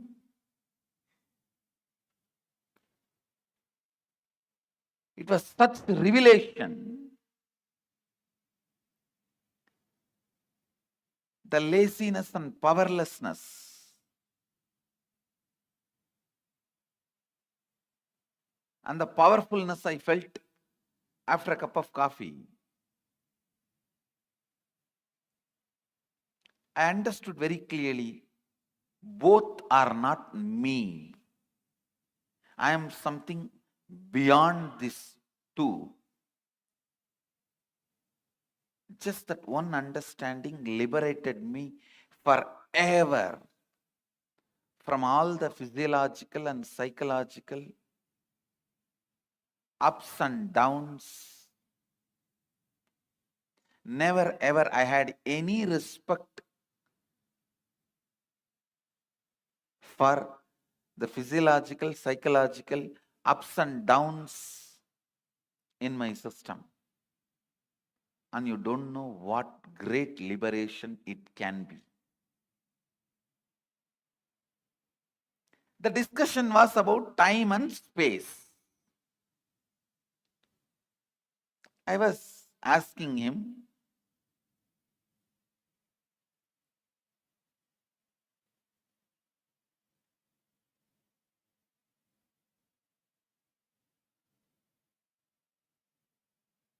some questions about Kala Bhairava.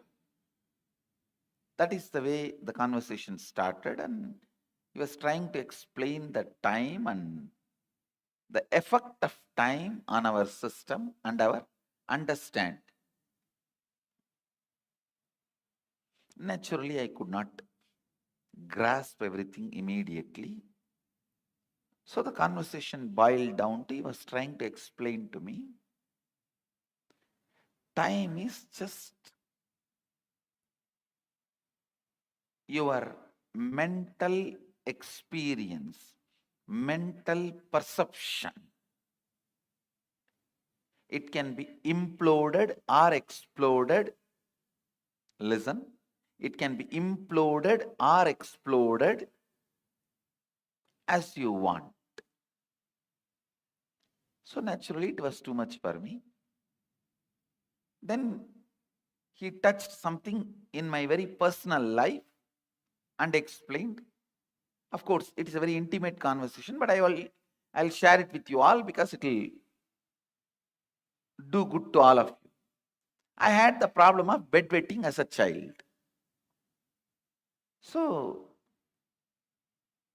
when I was talking to him, it was around maybe I was 11.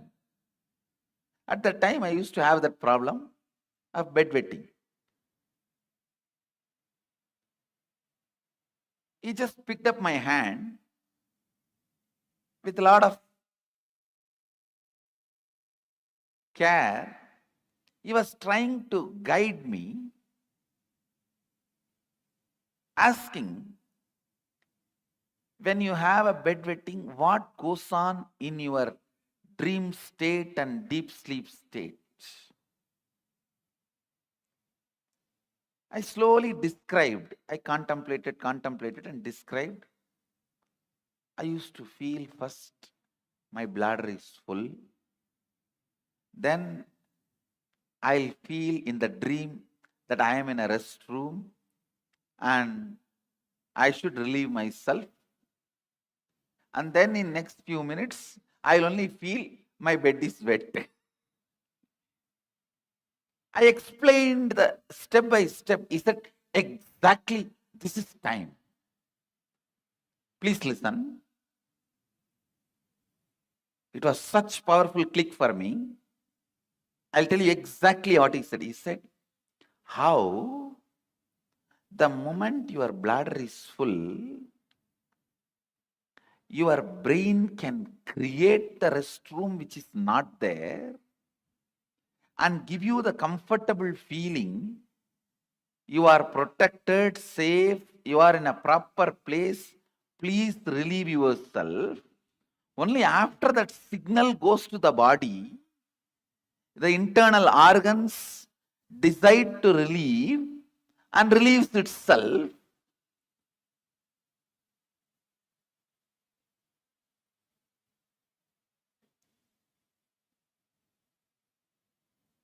The pressure inside you to perceive something, to have some experience, creates the concept of time and gives you various experiences. Pressure inside you, that bladder is full, creates the restroom ambience in your brain, which is actually not there, but gives you a comfortable feeling, you can relieve yourself. Same way, desire to have certain experiences, that pressure inside you creates time which is not there and gives you various experiences. I'll try to convey much deeper the same truth further. Now you understand this much. The whole idea of time is your will and decision. I can give you 100 example. When you are sitting with somebody whom you like or doing something which you like, your passion, you don't know how the time passes. Time gives you a different experience about you, about life, about world. But when you are sitting with somebody whom you don't like, or when you are doing something about which you are forced, time gives you different experience about yourself, world and life. This one small example I have seen in my own life. Morning 5 o'clock, early morning 5 o'clock to night 11 o'clock, I'll be sitting with Arunagiri Yogeshwara. I don't know how the sun rises and sun sets, but at night, few hours when I need to be in the house, away from him, I'll move the clock 10 times, thinking that it is not moving, it has stopped.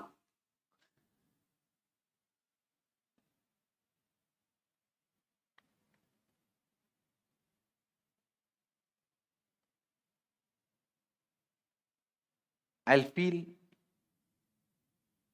why the nights are so long.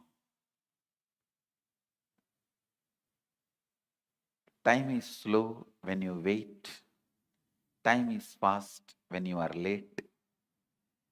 Time is deadly when you are sad. Time is short when you are happy. Time is endless when you are in pain. Time is long when you feel bored. Every time, time is determined by your feelings and psychological conditions, not by clocks. So learn to have nice time always.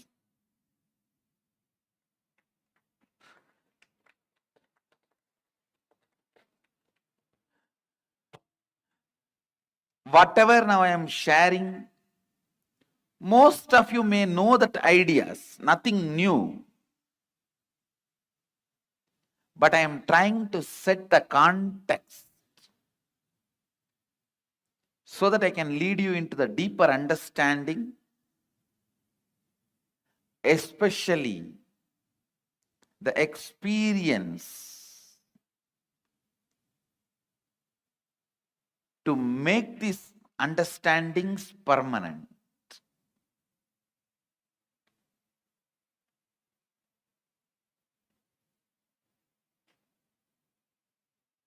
Time is a matter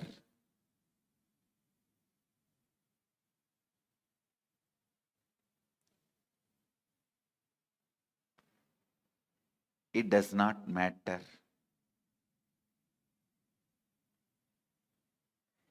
It can be manipulated as you want. You can play with it as you want. One more understanding I received from Arunagiri Yogeshwara about time. Listen carefully.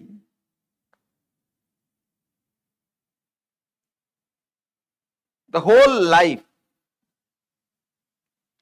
is just a vast canvas. Space is the canvas.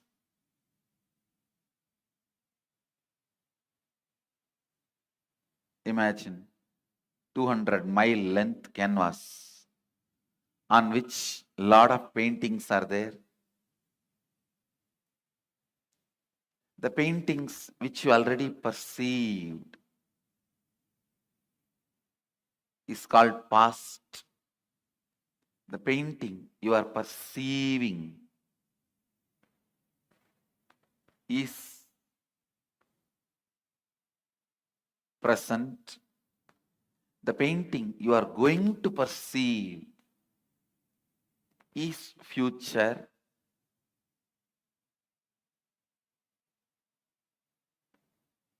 But the truth is all three exist. All three exist.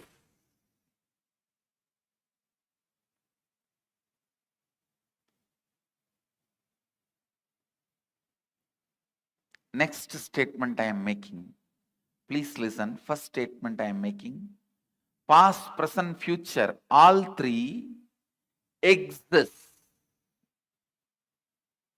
And the next statement I am making, you can alter all the three. We always think, if all three already exist, how can I alter my future? If it is already existing, how can I alter? Understand? The painting exists does not mean you can't add something to it. Your powerlessness, I can't add something to it, only makes you stop adding. And very important statement I am making now. Not only you can alter the future, you can alter your past. How? We will make. You can alter your past. One, time is a matter, it does not matter. Second, your psychological ups and downs, physiological ups and downs are not you. Next, your past, present, future exists now. Next, it exists now does not mean you are bound by it. You can alter not only your future, even your past. The absolute freedom from time. Listen.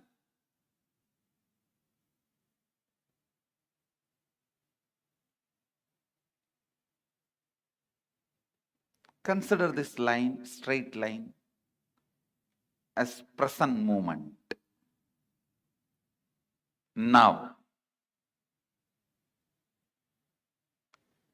every thought happens between past and future. Please listen. Actually, from morning I am giving you different truths about time.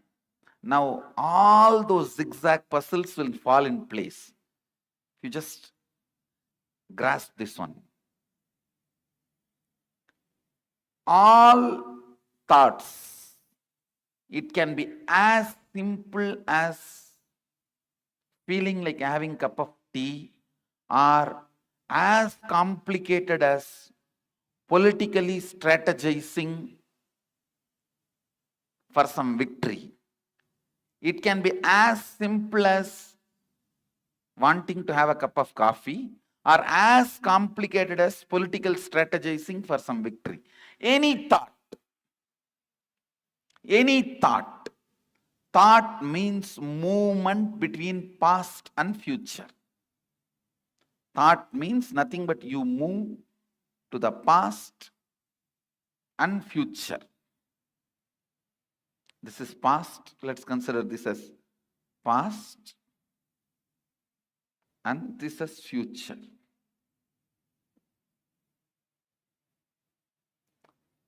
The center moment, present, where the present meets the past and future. That moment is now.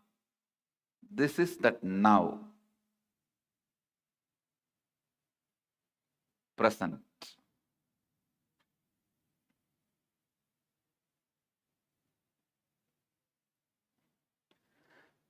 Understand, if these lines symbolically represent time, means this board is the space.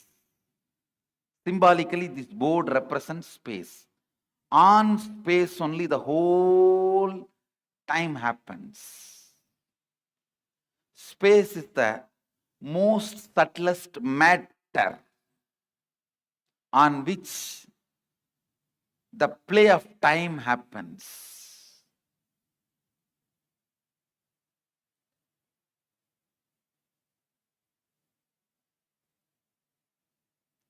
Just understand this example. Your movement between past and future is thought. Like you jump from here to there to here, here to there to here, here to there to here. That is what I call your perception about you, life,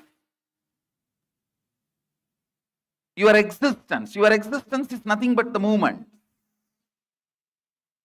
Because till you know your real reality, as of now, whatever you know about you is nothing but your thinking. Am I right? Is there anything you know about you more than your thinking? Anybody?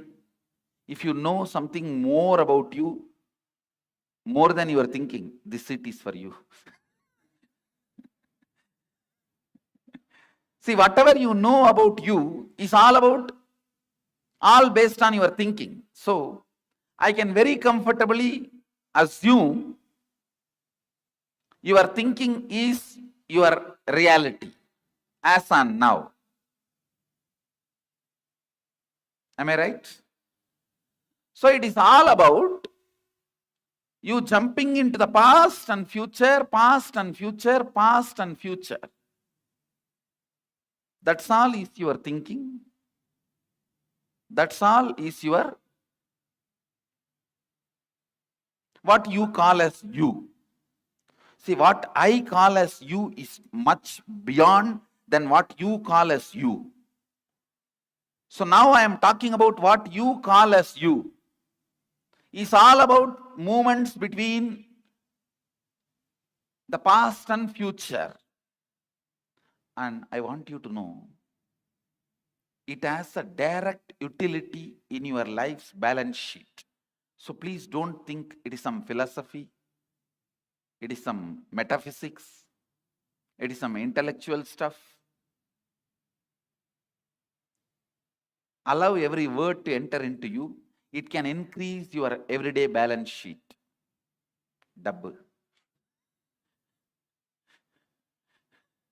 It can increase your everyday balance sheet. So allow this understanding to set into your system, I can make you alive.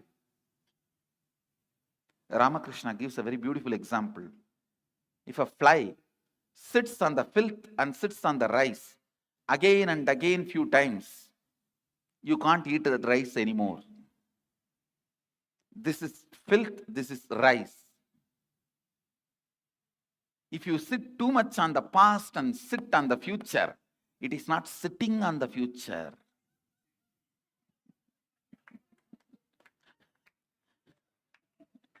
Understand?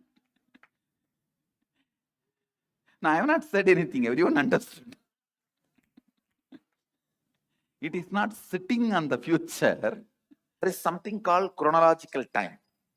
How the clock moves. There is something called psychological time. The psychological time is the unit of the psychological time. Listen. The unit of the chronological time is 1 second. Understand? 60 seconds is 1 minute. 60 minutes is 1 hour. Like that. The unit of the psychological time is the gap between one thought and the other thought. If it is more, means you have a lot of inner space. You take life sweetly. A rich man. Understand? Even the word rich is too small. I'll say, a man who has enough of inner space to take his life is a royal being. Means the gap between the one thought and the other thought is more. If the gap between one thought and the other thought is too less, you are a worker, Shudra. And if there is no gap and you are not even able to handle what is going on inside you, you are a Panchama, Chandala. If the gap is more, you are a king. If the gap is too much, you are a Brahmana. The psychological time, the unit of the psychological time is the gap between one thought and the other thought. The ultimate richness is the inner space you have and the way you take the life. The way you take the life decides whether you are a royal being or not. Not the zeros in your bank balance. Not the zeros in your bank balance, the way you take the life. The way, the inner space, the amount of inner space you have, and the way you approach the life, that decides your royalty, your bigness.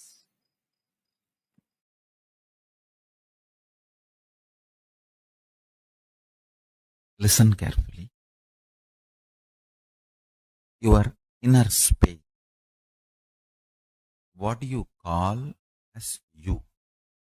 Tahara Akasha. Taharakasha. It's a Sanskrit word. What do you feel as you? Inner space.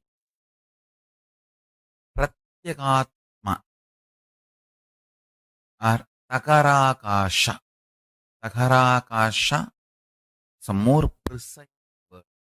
Your inner space. If you hit your inner space with a powerful cognition, that powerful cognition explodes as power, awareness, pure consciousness, super consciousness, higher level of existence in you.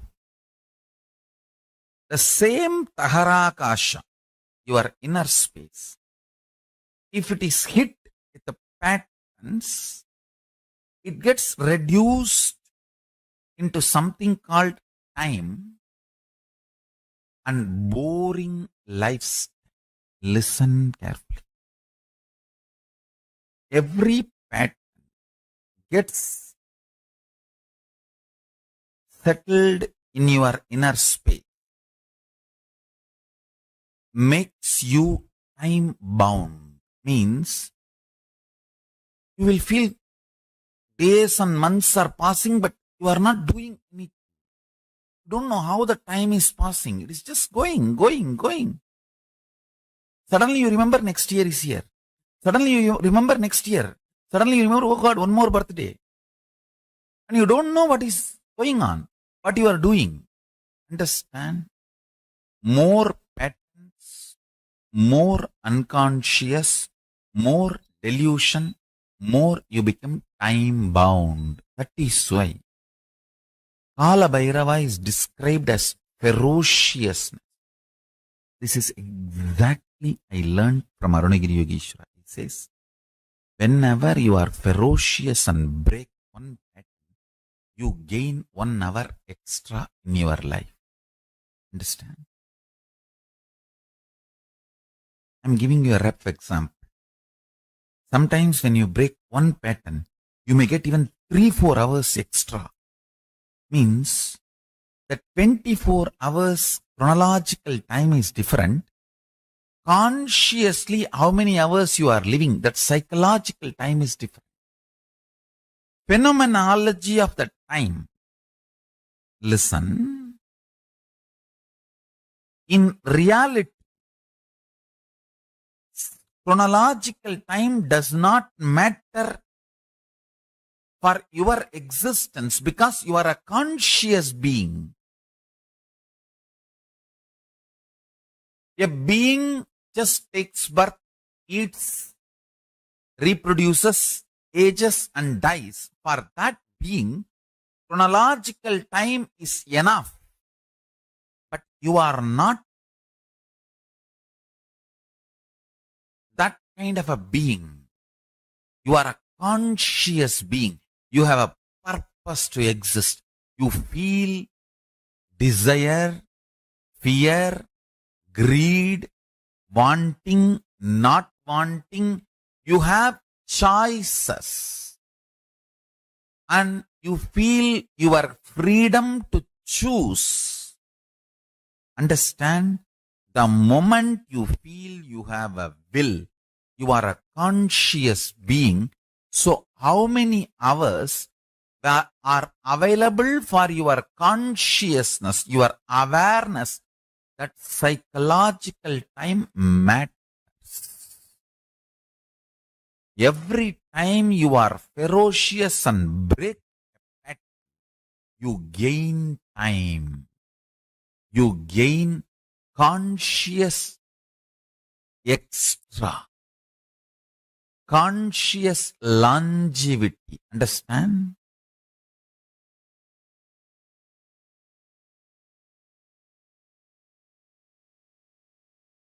In Hindu tradition, we have two. One, increasing the physical longevity. Another one, increasing the conscious longevity. Veda, Ayurveda.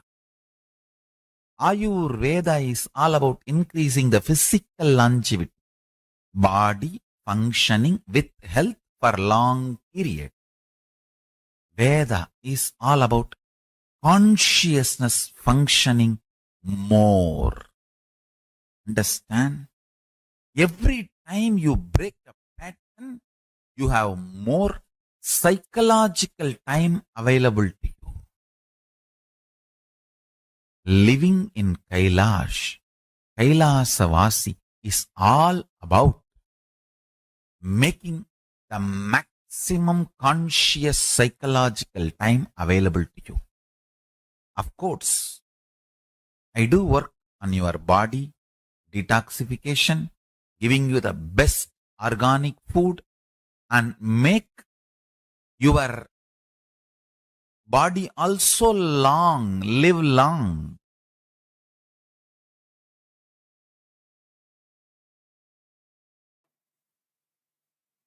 Let's first work on psychologically conquering psychological time.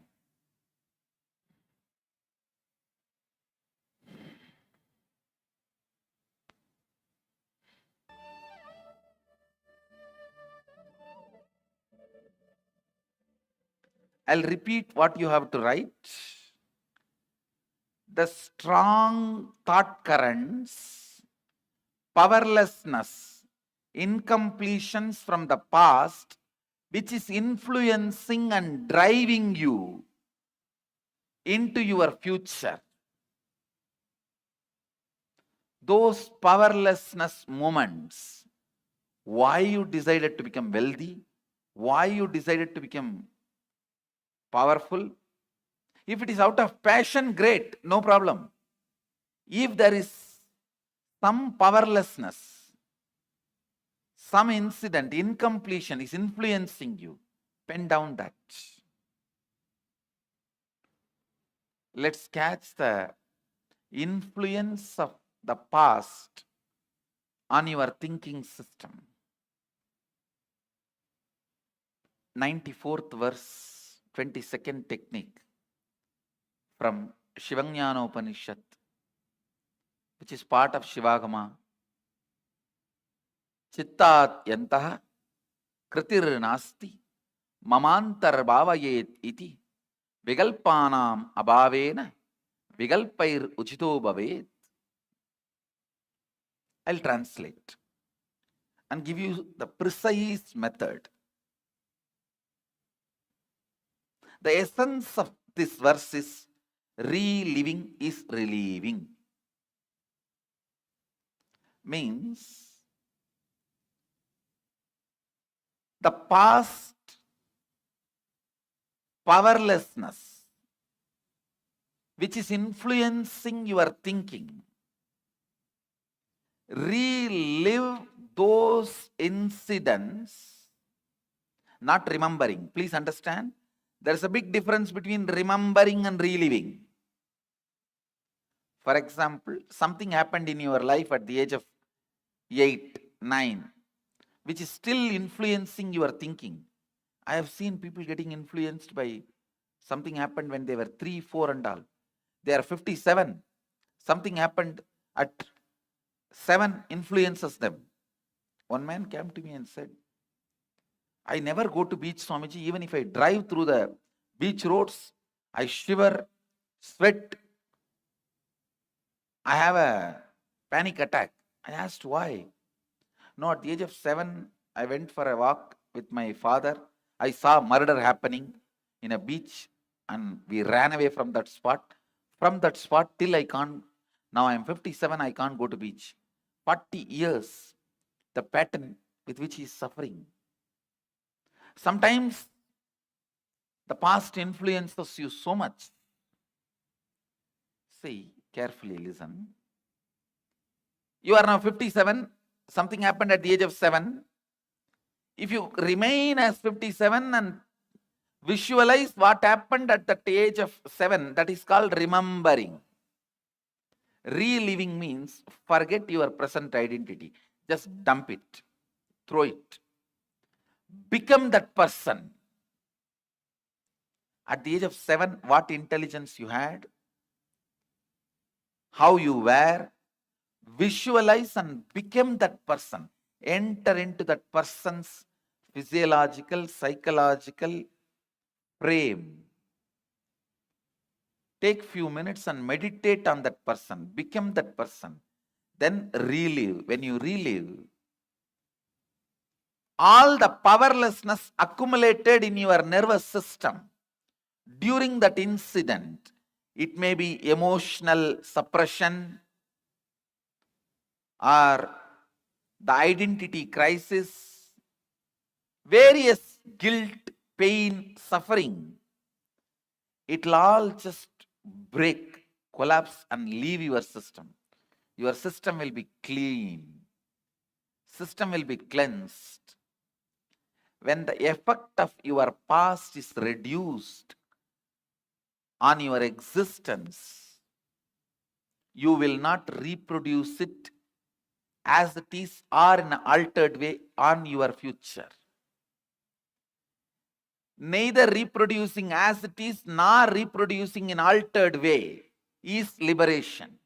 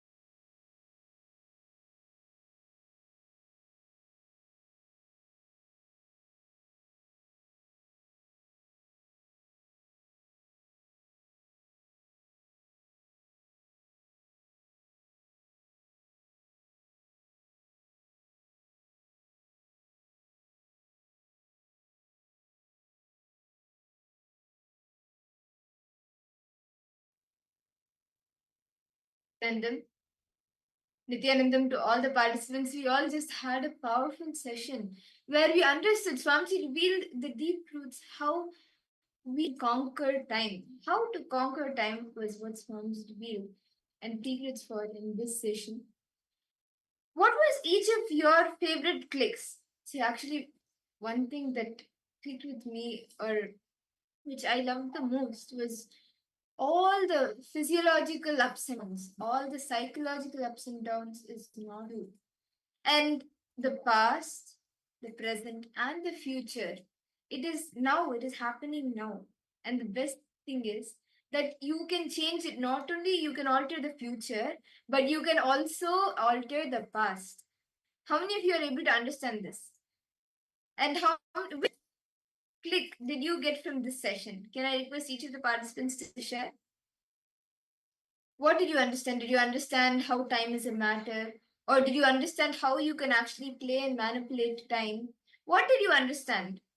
Just as how you can manipulate your body, you can even play with it. You can even manipulate time. Which click that Swamiji said resonated with each of you?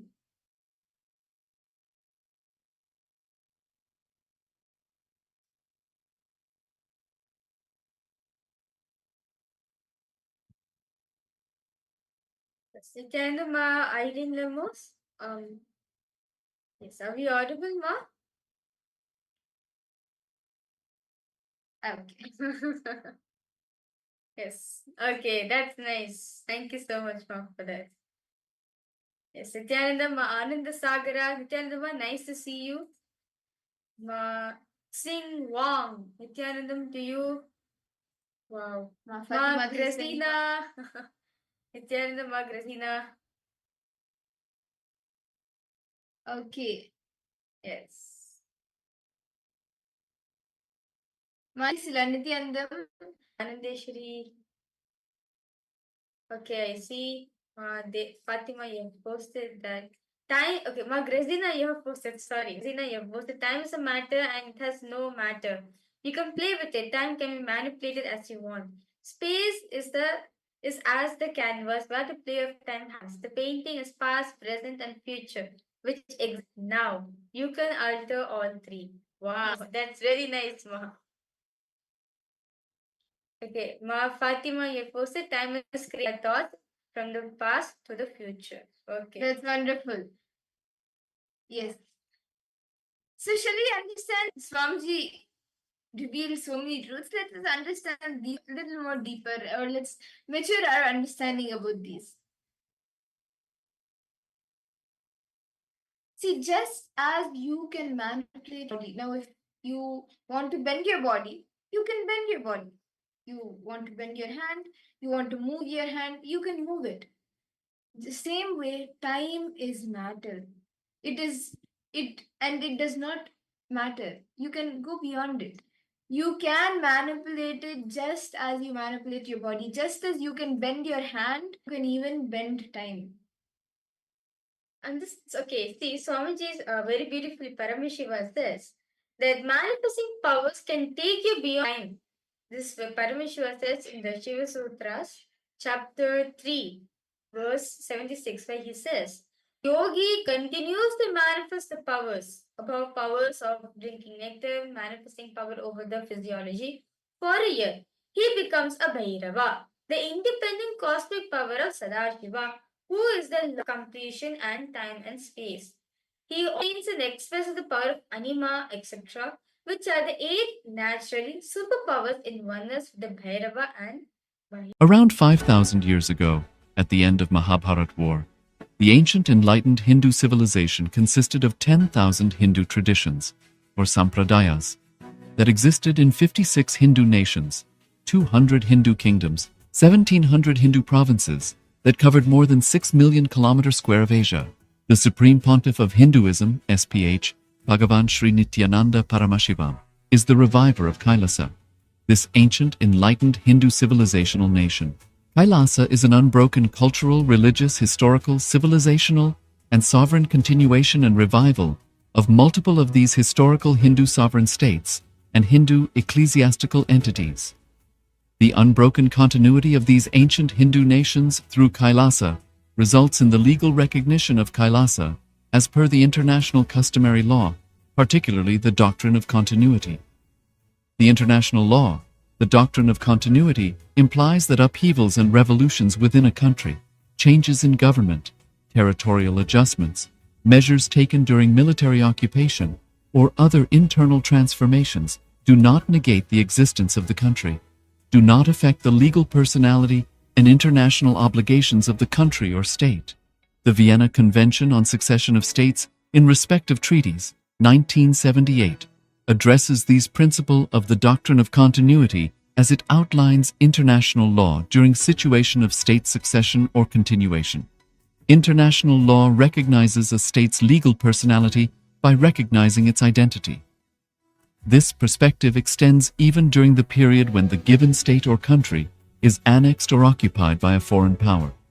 Even in such cases, the legal personality of the state is considered to persist, enabling its subsequent re-establishment. Historical examples dating back to the 18th century include cases like Portugal and Genoa that were re-established after the Vienna Congress of 1815. More recent examples include countries such as Poland, Ethiopia, Czechoslovakia, Albania, and Austria that were re-established after World War II. Even when a nation is deprived of its territory, the nation continues to exist. Its sovereignty and international legal personality continues to persist. The Dalai Lama, as the spiritual and temporal leader of Tibet, exemplifies this principle. In 1959, the Dalai Lama was exiled and forced to flee. Despite the challenges faced, the Dalai Lama continues to advocate for the preservation of Tibetan culture and garners worldwide support for Tibetan autonomy on the global stage. Similarly, from 1309 to 1376, the Pope of Catholicism had been in exile in Avignon. Despite this, he was recognized as the head of state as well as head of the church and given full privileges of the position after their return to Rome. Even in 1861, much of the papal territories had been lost, leaving the Pope with no sovereign territory other than the papal residence and related buildings. Yet his temporal powers were still acknowledged. He was recognized as a head of state, and later, the Lateran Treaty of 1929 formally re-established papal sovereignty over the Vatican City. The Sovereign Order of Malta further exemplifies this principle, retaining international recognition as a sovereign entity despite the permanent loss of their territory upon Napoleon's invasion in June 1798. Despite such permanent loss of territory, the sovereignty and the international legal personality of the Sovereign Order of Malta continue to persist. Much later in 1894, the order settled in Rome and acquired two properties, the Magistral Palace and the Magistral Villa that received extraterritorial status. Today, the order maintains diplomatic relations with 112 countries, issues its own diplomatic passports, currency stamps, and vehicle registration plates, and has been granted observer status in the United Nations. All these examples of state re-establishment illustrate the principle of continuity of states, as per international law, that a state's legal personality persists over time. A nation continues to exist even after a complete loss of territory. A far more striking example is of the oceanic countries, which are under the threat of their entire nation being drowned and submerged due to rising sea levels owing to global warming. In response to such existential threat of climate change, Pacific Island nations, including Tuvalu, have enacted constitutional amendments and made international declarations affirming that their nation and their sovereign rights will continue to persist, despite their entire territory being lost to the sea. This proactive stance is highlighted in the Constitution of Tuvalu Act 2023 and the Pacific Islands Forum Declaration of 2021. The Supreme Pontiff of Hinduism, Bhagavan Sri Nityananda Paramashiva, through the line of succession is the present 203rd Emperor of the Hindu Sovereign Kingdom of Surangi Samrajya. He was crowned on the 31st of December 2004 at the age of 26. Thus, by very same principles of the doctrine of continuity, through which the international legal personality of Portugal, Genoa, Poland, Ethiopia, Czechoslovakia, Albania, Austria, Vatican, Tibet, Sovereign Order of Malta, and several other nations has been recognized despite having undergone a period of exile, annexation, occupation by a foreign power, or despite loss of territory. The SPH Nityananda Paramashivoham, through well-established legal and historical facts about the Hindu sovereign state of the Surangi Samrajyam, derives all sovereign rights and powers of the royal lineage of the Surangi Samrajyam, as its 203rd sovereign emperor, from his inheritance and continuation of the unbroken succession of the kingdom of Surya Vamsa Surangi Samrajyam Sarvanapitha. Surya Vamsa Surangi Samrajyam, through unification with 20 other sovereign Hindu states and sovereign ecclesiastical, historical entities, became part of the United States of Kailasa, which thus became a sovereign, independent juridical state, with the SPH Nityananda Paramashivoham as the sovereign.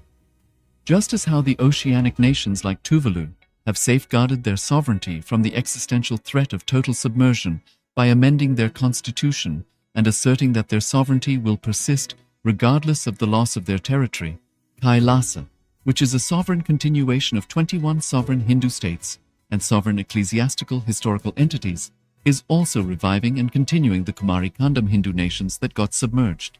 As per the doctrine of continuity, these facts imply that the Kailasa's statehood is recognized by international law and manifests as a natural outcome of well-established historical legal facts. Share your time, talent, and treasure. Become part of Kailasa. Sign up as an eCitizen https://kailasa.ecitizen.info. Around 5,000 years ago, at the end of Mahabharat War, the ancient enlightened Hindu civilization consisted of 10,000 Hindu traditions, or sampradayas, that existed in 56 Hindu nations, 200 Hindu kingdoms, 1,700 Hindu provinces that covered more than 6 million kilometers square of Asia. The Supreme Pontiff of Hinduism, SPH, Bhagavan Sri Nityananda Paramashivoham, is the reviver of Kailasa, this ancient enlightened Hindu civilizational nation. Kailasa is an unbroken cultural, religious, historical, civilizational, and sovereign continuation and revival of multiple of these historical Hindu sovereign states and Hindu ecclesiastical entities. The unbroken continuity of these ancient Hindu nations through Kailasa results in the legal recognition of Kailasa as per the international customary law, particularly the doctrine of continuity. The international law, the doctrine of continuity, implies that upheavals and revolutions within a country, changes in government, territorial adjustments, measures taken during military occupation, or other internal transformations do not negate the existence of the country, do not affect the legal personality and international obligations of the country or state. The Vienna Convention on Succession of States in respect of treaties, 1978, addresses these principles of the doctrine of continuity as it outlines international law during situation of state succession or continuation. International law recognizes a state's legal personality by recognizing its identity. This perspective extends even during the period when the given state or country is annexed or occupied by a foreign power. Even in such cases, the legal personality of the state is considered to persist, enabling its subsequent re-establishment. Historical examples dating back to the 18th century include cases like Portugal and Genoa that were re-established after the Vienna Congress of 1815. More recent examples include countries such as Poland, Ethiopia, Czechoslovakia, Albania, and Austria that were re-established after World War II. Even when a nation is deprived of its territory, the nation continues to exist. Its sovereignty and international legal personality continues to persist. The Dalai Lama, as the spiritual and temporal leader of Tibet, exemplifies this principle. In 1959, the Dalai Lama was exiled and forced to flee. Despite the challenges faced, the Dalai Lama continues to advocate for the preservation of Tibetan culture and garners worldwide support for Tibetan autonomy on the global stage. Similarly, from 1309 to 1376, the Pope of Catholicism had been in exile in Avignon. Despite this, he was recognized as the head of state as well as head of the church and given full privileges of the position after their return to Rome. Even in 1861, much of the papal territories had been lost, leaving the Pope with no sovereign territory other than the papal residence and related buildings. Yet his temporal powers were still acknowledged. He was recognized as a head of state, and later, the Lateran Treaty of 1929 formally re-established papal sovereignty over the Vatican City. The Sovereign Order of Malta further exemplifies this principle, retaining international recognition as a sovereign entity despite the permanent loss of their territory upon Napoleon's invasion in June 1798. Despite such permanent loss of territory, the sovereignty and the international legal personality of the Sovereign Order of Malta continue to persist. Much later in 1894, the order settled in Rome and acquired two properties, the Magistral Palace and the Magistral Villa that received extraterritorial status. Today, the order maintains diplomatic relations with 112 countries, issues its own diplomatic passports, currency, stamps, and vehicle registration plates, and has been granted observer status in the United Nations. All these examples of state re-establishment illustrate the principle of continuity of states, as per international law, that a state's legal personality persists over time. A nation continues to exist even after a complete loss of territory. A far more striking example is of the oceanic countries, which are under the threat of their entire nation being drowned and submerged due to rising sea levels owing to global warming.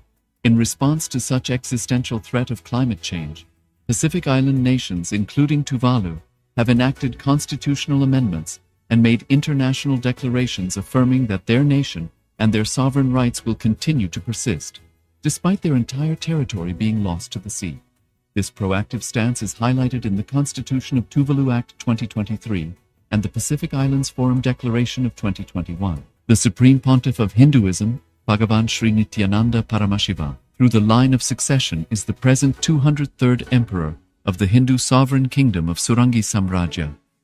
He was crowned on the 31st of December 2004 at the age of 26.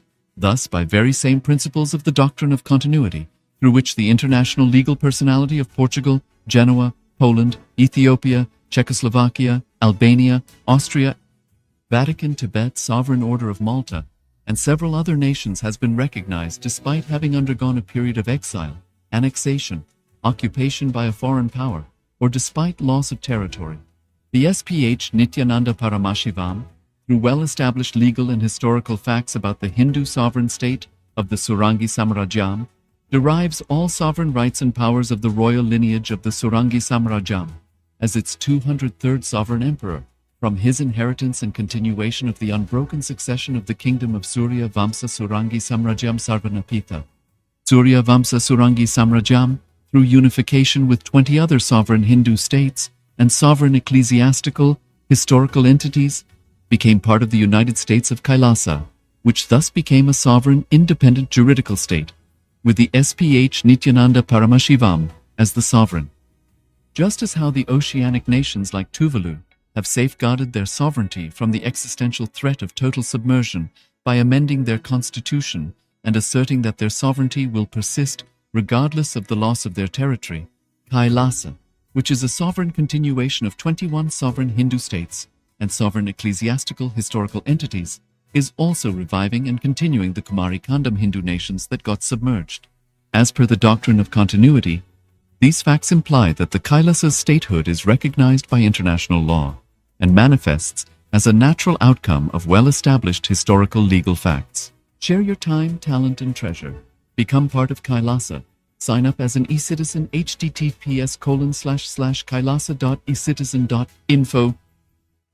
Around 5,000 years ago, at the end of Mahabharat War, the ancient enlightened Hindu civilization consisted of 10,000 Hindu traditions, or sampradayas, that existed in 56 Hindu nations, 200 Hindu kingdoms, 1,700 Hindu provinces that covered more than 6 million kilometers square of Asia. The Supreme Pontiff of Hinduism, SPH, Bhagavan Sri Nityananda Paramashivam, is the reviver of Kailasa, this ancient enlightened Hindu civilizational nation. Kailasa is an unbroken cultural, religious, historical, civilizational, and sovereign continuation and revival of multiple of these historical Hindu sovereign states and Hindu ecclesiastical entities. The unbroken continuity of these ancient Hindu nations through Kailasa results in the legal recognition of Kailasa as per the international customary law, particularly the doctrine of continuity. The international law, the doctrine of continuity, implies that upheavals and revolutions within a country, changes in government, territorial adjustments, measures taken during military occupation, or other internal transformations do not negate the existence of the country, do not affect the legal personality and international obligations of the country or state.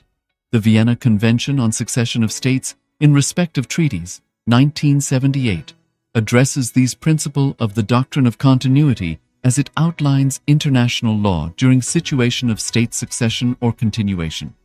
International law recognizes a state's legal personality by recognizing its identity. This perspective extends even during the period when the given state or country is annexed or occupied by a foreign power.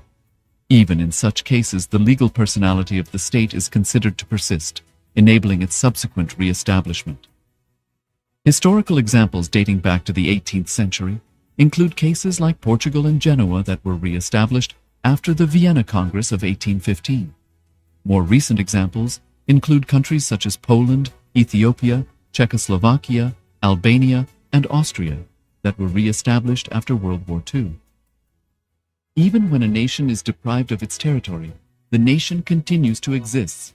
Its sovereignty and international legal personality continues to persist. The Dalai Lama, as the spiritual and temporal leader of Tibet, exemplifies this principle. In 1959, the Dalai Lama was exiled and forced to flee. Despite the challenges faced, the Dalai Lama continues to advocate for the preservation of Tibetan culture and garners worldwide support for Tibetan autonomy on the global stage. Similarly, from 1309 to 1376, the Pope of Catholicism had been in exile in Avignon. Despite this, he was recognized as the head of state as well as head of the church, and given full privileges of the position after their return to Rome. Even in 1861, much of the papal territories had been lost, leaving the Pope with no sovereign territory other than the papal residence and related buildings. Yet his temporal powers were still acknowledged. He was recognized as a head of state, and later, the Lateran Treaty of 1929 formally re-established papal sovereignty over the Vatican City. The Sovereign Order of Malta further exemplifies this principle, retaining international recognition as a sovereign entity despite the permanent loss of their territory upon Napoleon's invasion in June 1798. Despite such permanent loss of territory, the sovereignty and the international legal personality of the Sovereign Order of Malta continue to persist. Much later in 1894, the order settled in Rome and acquired two properties, the Magistral Palace and the Magistral Villa that received extraterritorial status.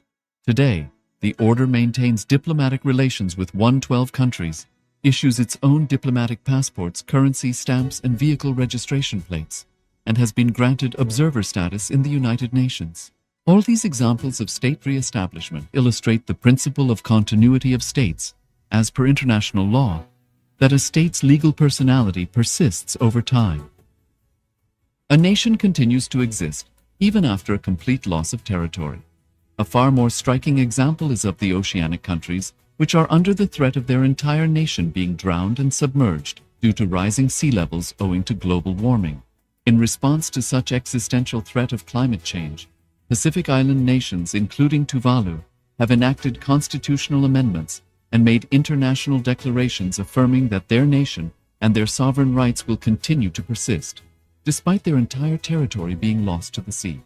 This proactive stance is highlighted in the Constitution of Tuvalu Act 2023 and the Pacific Islands Forum Declaration of 2021. The Supreme Pontiff of Hinduism, Bhagavan Sri Nityananda Paramashiva, through the line of succession is the present 203rd Emperor of the Hindu Sovereign Kingdom of Surangi Samrajya.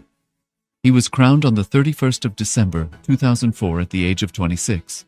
Thus, by very same principles of the doctrine of continuity, through which the international legal personality of Portugal, Genoa, Poland, Ethiopia, Czechoslovakia, Albania, Austria, Vatican, Tibet, Sovereign Order of Malta, and several other nations has been recognized despite having undergone a period of exile, annexation, occupation by a foreign power, or despite loss of territory. The SPH Nityananda Paramashivam, through well-established legal and historical facts about the Hindu sovereign state of the Surangi Samrajyam, derives all sovereign rights and powers of the royal lineage of the Surangi Samrajyam, as its 203rd sovereign emperor, from his inheritance and continuation of the unbroken succession of the kingdom of Surya Vamsa Surangi Samrajyam Sarvanapita. Surya Vamsa Surangi Samrajyam, through unification with 20 other sovereign Hindu states, and sovereign ecclesiastical, historical entities became part of the United States of Kailasa, which thus became a sovereign, independent juridical state, with the SPH Nityananda Paramashivam as the sovereign. Just as how the oceanic nations like Tuvalu have safeguarded their sovereignty from the existential threat of total submersion by amending their constitution and asserting that their sovereignty will persist regardless of the loss of their territory, Kailasa, which is a sovereign continuation of 21 sovereign Hindu states and sovereign ecclesiastical historical entities, is also reviving and continuing the Kumari Kandam Hindu nations that got submerged. As per the doctrine of continuity, these facts imply that the Kailasa's statehood is recognized by international law and manifests as a natural outcome of well-established historical legal facts. Share your time, talent, and treasure. Become part of Kailasa. Sign up as an eCitizen https://kailasa.ecitizen.info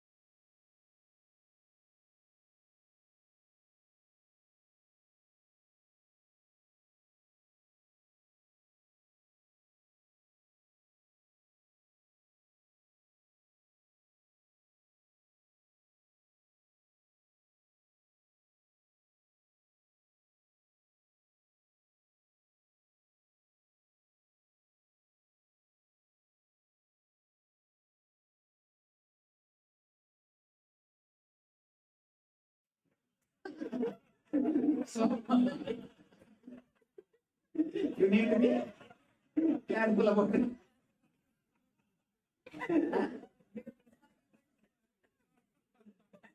You must be careful about what you wish for. Hypnotizing is not an important thing. You should have the intelligence to do. If your mala drops naturally, suddenly my mala dropped, unconsciously I said, shit.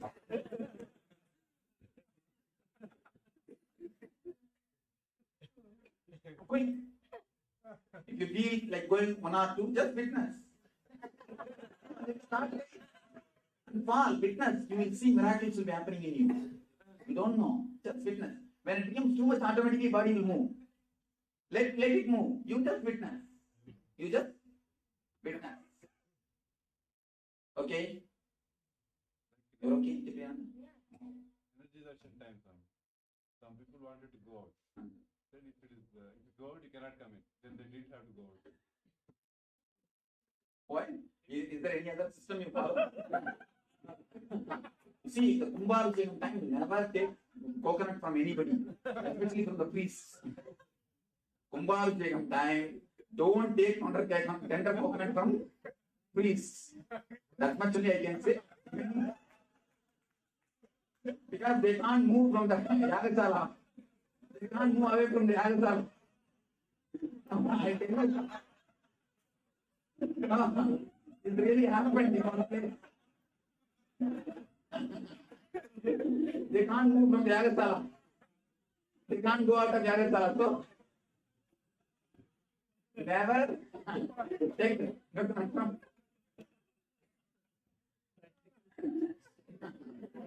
But it really happened.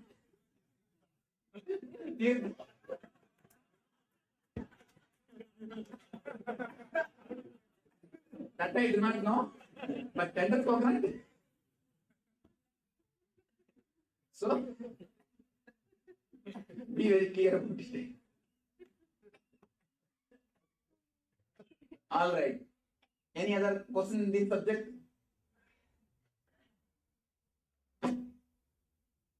No question.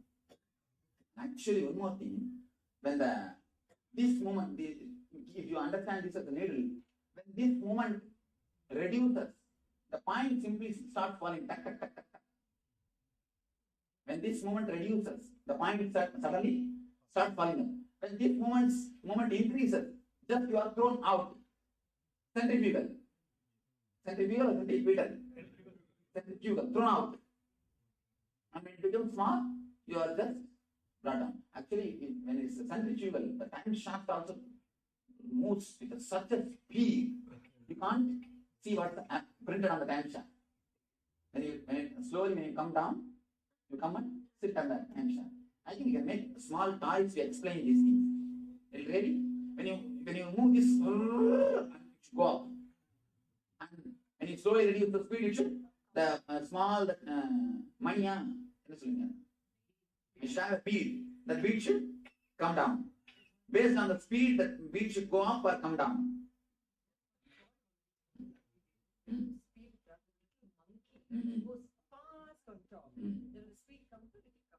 Okay, the monkey will keep it as a mind, and you can have the thought. Swamiji, is this a metaphor when you talk about the time shaft, the Kala chakra? Yes, Kala chakra and time shaft is one and the same. Right, but is it a metaphor? Or No, it's a truth. Exists. How does it exist? Is it solid? No, solid. No, it's not a solid form. You see, your thoughts, how do they exist? Do your thoughts exist? Ah. How do you say that they have reality without existence? Because they impel me to move in certain direction. And that is one. They exist in a different level. In a different level. So the same way these guys also exist in a different level. Time shaft also exists in a different level. Subtle level. More subtle level. Subtle than your thoughts. Okay? That is supposed to be helping them to bring down the TPS. Later on it has become ritual. See that? Why do we do the Nararaja Puja? The TPS is supposed to come down and you should dance like Nararaja. The cosmic dance is supposed to happen. But go and see the people who do Narada Puja, so morose, so idiotic, and so you can't see any joy, any excess in them, just nothing but ego. And later on it becomes a ritual. Understanding, when with understanding it becomes a meditation. Without understanding anything becomes a ritual. Without understanding even your Mahamantra, what will happen? What will happen? Only you'll have constipation. Or loose motion. That is what many guys are having. So, without understanding, even Mahamantra will become a ritual. I've seen many people, when they start Vishwam Vishnu Vachatkara, you'll start seeing the side number. Vishnu Sahasranama. Vishwam Vishnu Vachatkara, Bhuda Vabhya Bhavat Prabhu, Bhudatma, Bhuda Bhritatma, Bhudatma, Bhuda Bhavan. You see, the Sahasranama is supposed to be with so much of joy. See, our guys listen to the same Nitya Madhuram 10 times. I've seen the same Nitya Madhuram song, our song, 10 times they are listening. Till then, even then, not bored. Continuously listening, like addiction is going on. Actually, Sahasranama is supposed to be chanted with some such addiction. So much of addiction, with so much of love, you are supposed to chant the Sahasranama. What we do now? Srimala Sri Maharani Srimat Simhadhaneshwari Siddha Vikunta Sambodha Deva Garya Samudyada Utyat Bhana Sahasrava Gaudi Bham Samanvita. By the time, 2 times you will see the side number. Oh, I'm 20 over. 20 over. And sometimes we skip also. 1 page. And we no, don't worry. One side the guilt is there. I think 1 page we skip. It's okay, it's okay. The other side, we move. How many of you have the regular habit of reading Sahasranama? Am I right? You continuously see the side number. You don't see.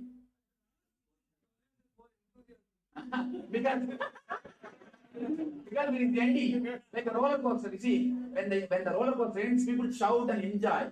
Not because roller coaster is joyful, it is ended. It is ended, huh? Inside the crankshaft, is there a lot of light and vibration? No, crankshaft itself is light and vibration. That's what. Is there? See, most of the time I have seen people who are reading this type of Sahasranama or Stotras, they will be continuously watching the side. Right?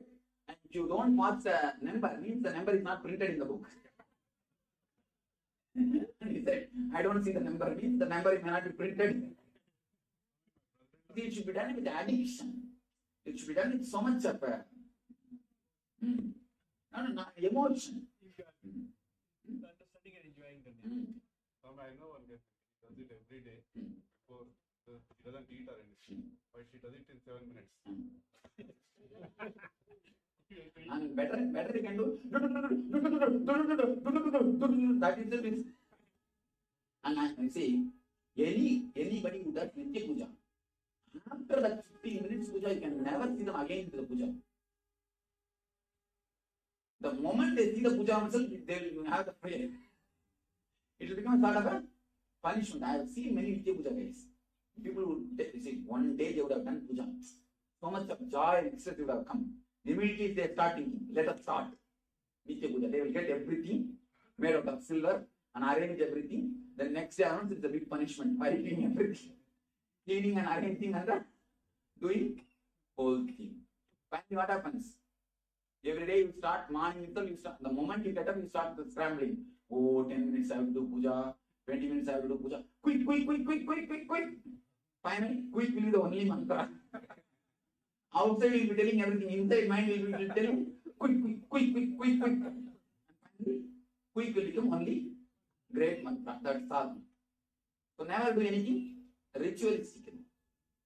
When you don't understand, even Mahamantra becomes a ritual. I've seen many guys opening one eye and seeing. Oh, 10 minutes. 10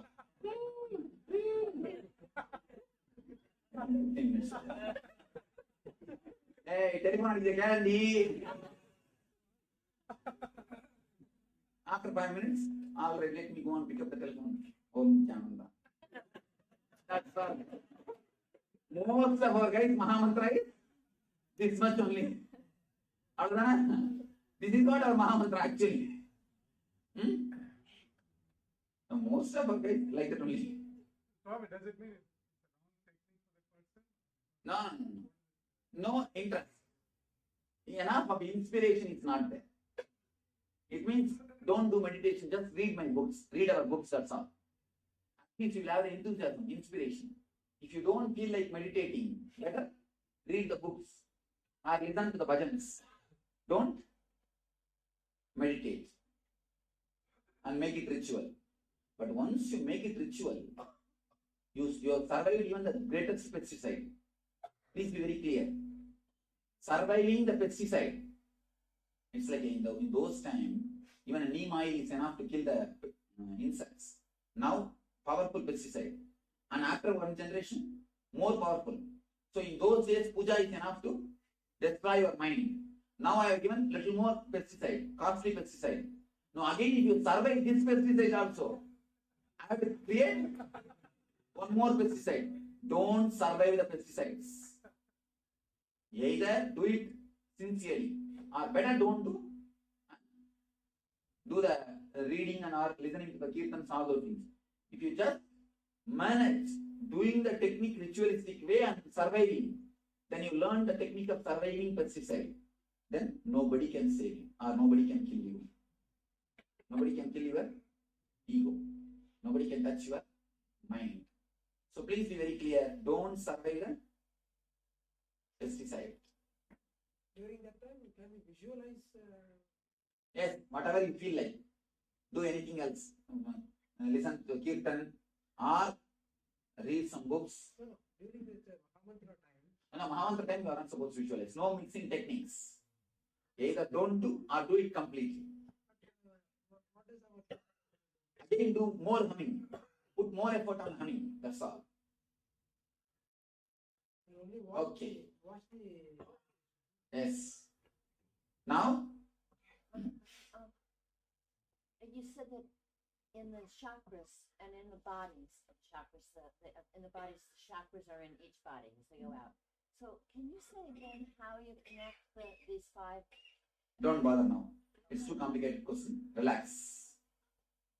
Because there is no need to, you see, in each chakra, all the 5 levels can be, you can have this.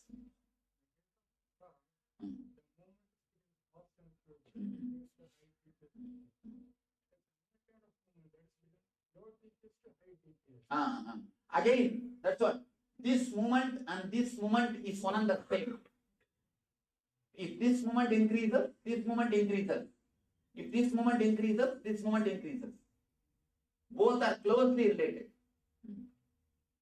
100 TPS means naturally you will be here. You cannot be here.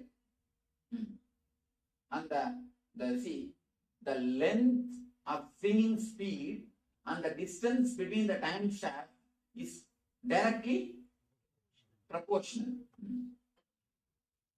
It's directly proportional.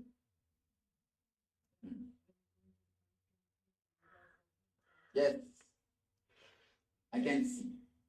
What do you want to know? Swamiji, we should call this universal law of spiritual. Yes, Nitya Darshan. Is law a word? No, Nitya Darshan. That's no law actually, only an experience. Law is only in the states. Okay, now start witnessing the body, mind, and the being. Final question, last question. Even now. All right. Now it is time for you to witness the body, mind, and being. Don't even think if your mind says, let me close my eyes and witness. Again, witness that thought. Don't cooperate with any thought. Just to strike. Just shout. TPS down, down, TPS down, down. That's nothing else. Simply do Bandh against the TPS. Only one thing. TPS down, down. TPS down, down. Don't start shouting inside. Again, TPS will go up. Just witness. Start. Thank you. Witness the thought. Clapping. So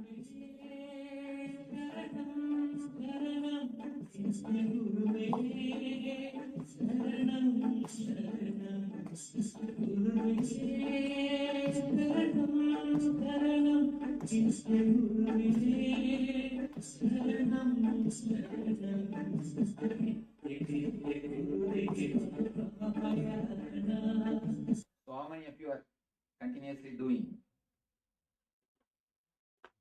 Come out with your questions and the experiences. Let us discuss.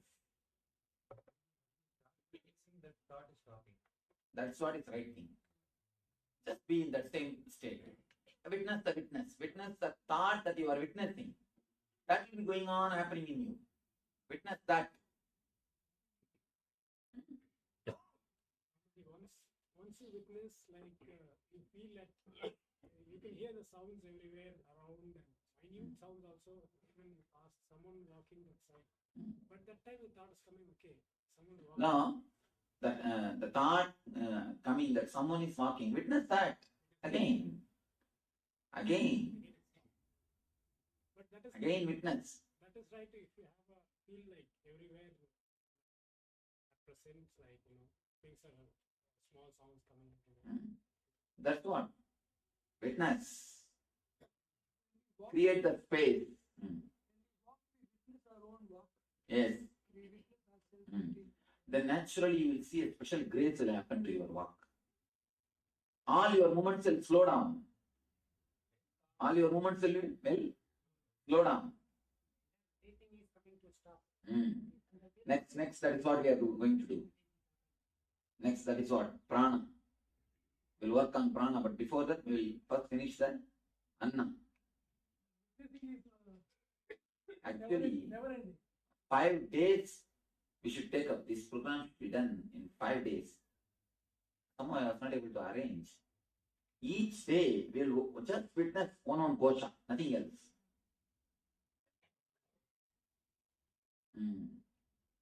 Probably with witnessing, there's a point where you witness and then you go back to the Thoughts. When you remember, again come back. Don't create guilt. Witness that you missed. Even the thought, I have missed, witness that. Never say it's unending. It is going to end. You don't have patience that much. When simply you fall to 0 TPS. But till you fall to 0 TPS, you feel that it's unending. Unending. It's not unending. It is not unending.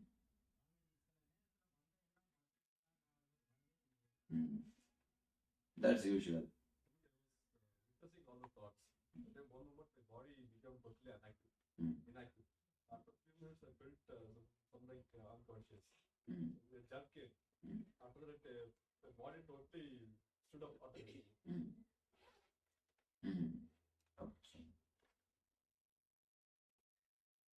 Mind watch பண்ண ஆரம்பிச்சதுனால outer world பாடி ரெண்டுமே disconnect ஆன மாதிரி. That's good. Then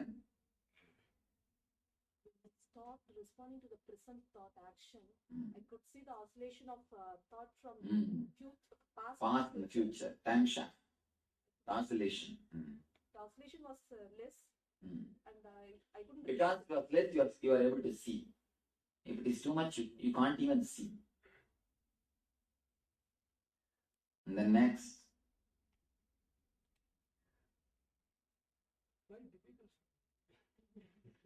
Again, witness that thought quite difficult. There's nothing but one more thought. Witness it. There's nothing but one more thought. Witness it. Swamiji, when we do this, when we do witnessing, we are literally going from the relative self to the big I. Isn't it? So, in that sense, is that why witnessing is so important? Why do you ask why important all this nonsense? Just witness. Even if you understand the word, it is very important. You will be using only the word important inside you.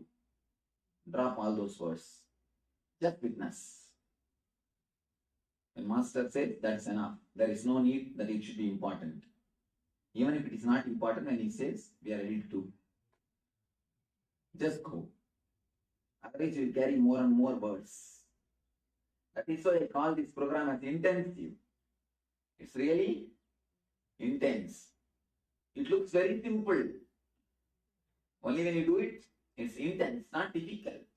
Intense. But you guys are never for intensity. You never did anything intensive. You never did anything intense in your life. All your spirituality is just drama. If I build a Sani Mahatma temple here, how much a crowd will be here? I'll have big crowd.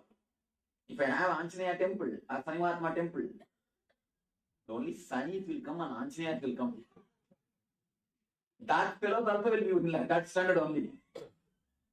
The fellows who come there also will be only that standard. We are never intense in anything. We are never intense. We are always either attention or totally relaxed. Totally, not even relaxed. You never relax totally. You are always attention, that's all. Never intention. No. All your casual also is casualty only. Never casual. It is never casual. Even casually you can become enlightened. Without even knowing that you become enlightened, you can become enlightened. There's the thing in Zen. Without even you knowing, you can become enlightened. That's different.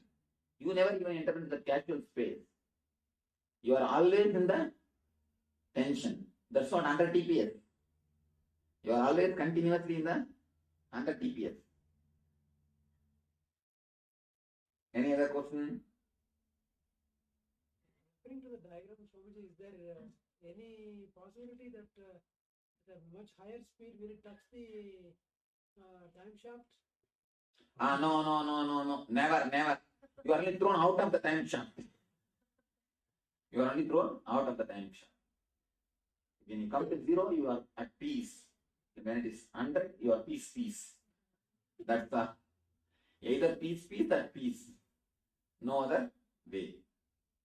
You can't say that by becoming too much of TPS, I can touch the time shaft. No. It's actually this circle below, not circle above. Anything exists beyond the time shaft? There is nothing exists beyond time shaft. What exists beyond time shaft is what we call Atman. So there is nothing beyond time shaft.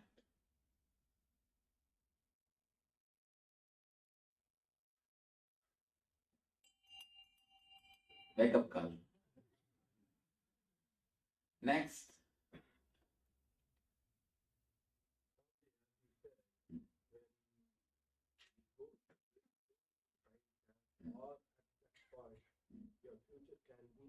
See. Yes. Your future can be seen or altered by you. You mean that nobody was there? Yes. What about the children? Nobody.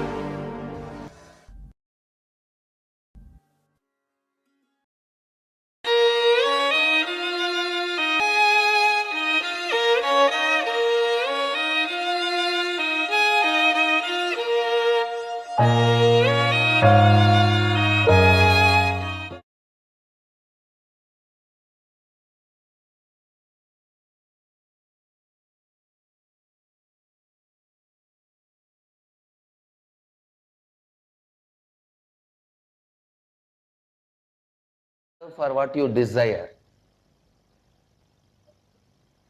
I don't even want to say you have to yearn what you desire. If you are deserved for what you desire, that's enough. It is showered on you. Means, for example, you desire for $1 million. You don't even need to yearn. If you deserve, if you are not going to destroy that $1 million, or using that $1 million, you are not going to destroy yourself. If you just deserve, you will see the cosmos showers on you. Sometime the moment $1 million comes, you will drink, and you may die in 10 days. Then naturally cosmos thinks, why should you be killed? Because cosmos loves you. Just not to kill you, he says, wait. Let the money not come to you more than $10, which is for 1 quarter. You drink only that much. So, I am not even saying you have to yearn. All I am trying to tell you is, if you deserve for what you desire, you are showered.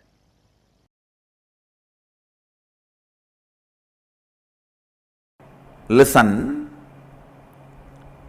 your will can never be against the will of the cosmos. Your will can never be against the will of the planets. Your will can never be against the will of the universe. Because you have not willed, planets continue to do their allotted responsibility. If you will, they always come to you. Listen, in 3 ways they come to you. If you are praying, they come to you as God. If you are declaring, they come to you for negotiation table. If you are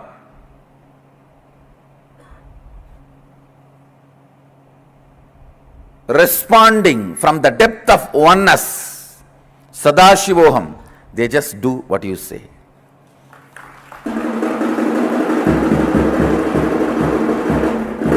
Understand, please understand, the will which you have. See, all of you have will. That is why you are, even if you want, you can move your hand, you can close your eyes, you can turn your head. Whatever will you have to run your body and your mind, this will and the cosmic will which runs the sun, moon, planets, these two only quantitatively differ. Smaller, higher, that's all. They do not have quality difference. Good, bad, no. God, devil, no. This is one of the major truth. Very important truth. Sanatana Hindu Dharma teaches. I should tell you, Sanatana Hindu Dharma alone teaches.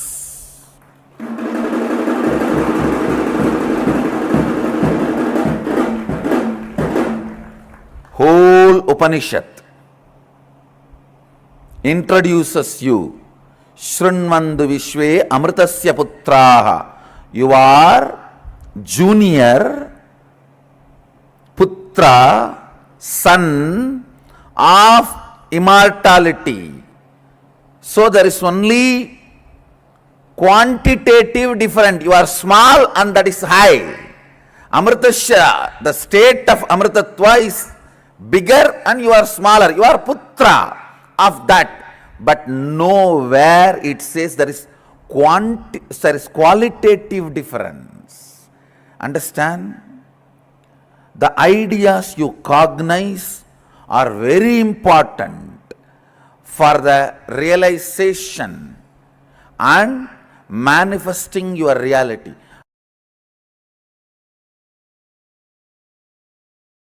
Unfortunately, you know only one rest, that is which is falling into the unconsciousness, sleep, where you don't care about things, where your complete decision not to care about things becomes predominant. Please understand.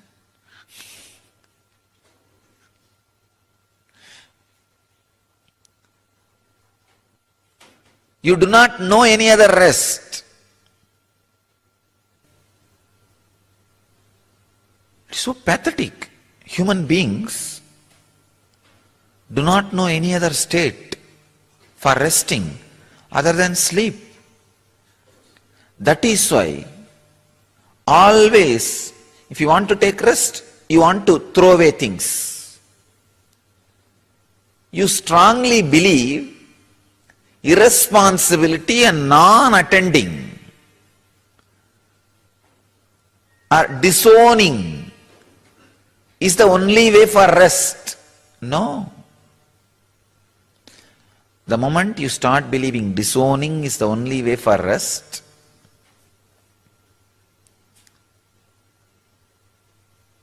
non-attending is the only way for rest,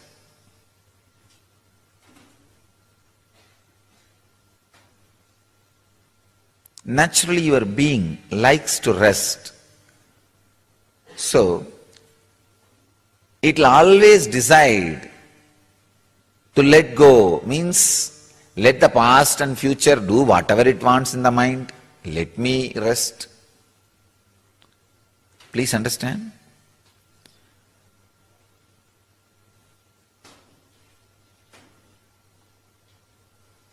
Awareness, trying to live in the present, looks like a load on you because of your belief system. Why you don't want to live in the present? Even though you know the benefit. You know the benefit. If you have lived 10 minutes in the present, you know how many benefits.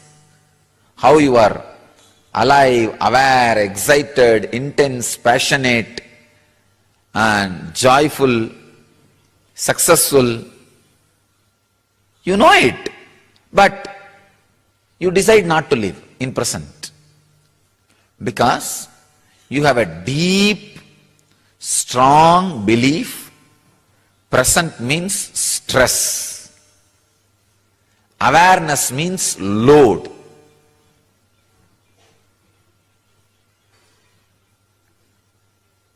Till you remind your biomemory strongly, awareness means restfulness.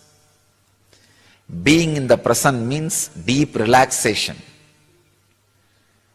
Till you remind your biomemory, make your biomemory understand, awareness means restfulness. Being in the present means utter relaxation.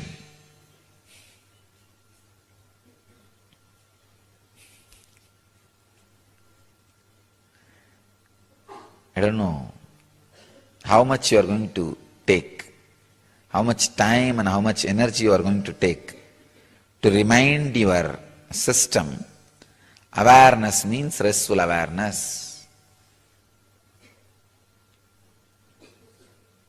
Being in the present means deeply relaxed.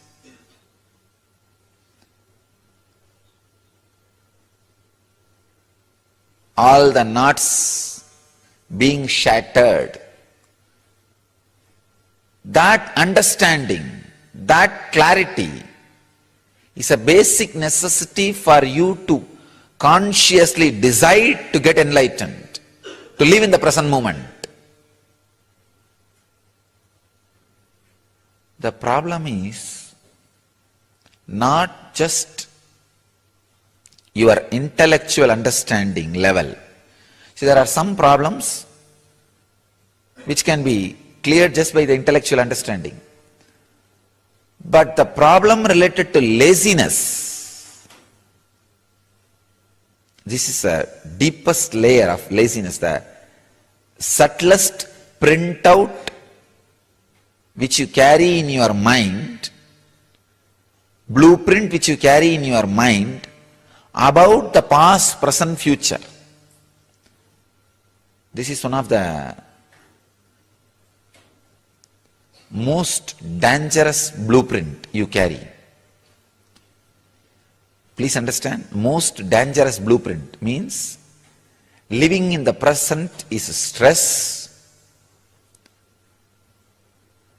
Just being pushed and pulled by the past and future is relaxation.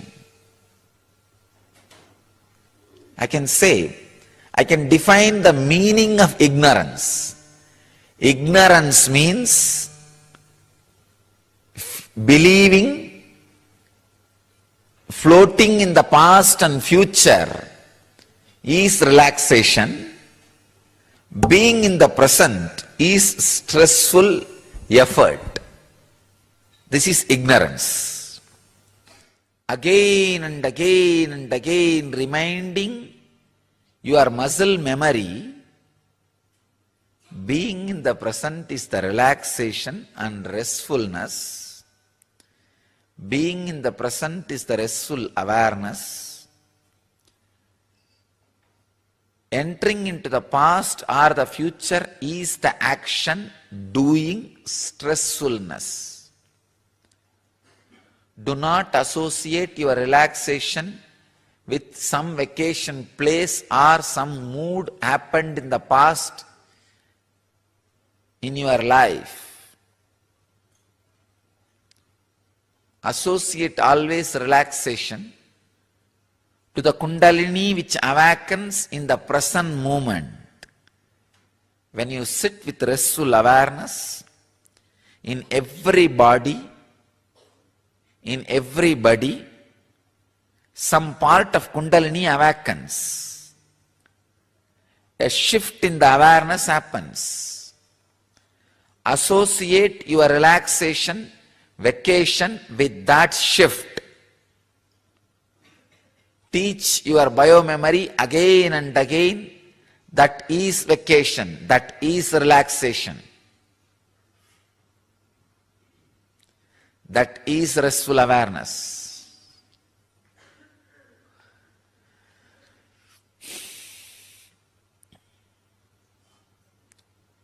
I can say this is sadhana. That is ignorance. This is sadhana.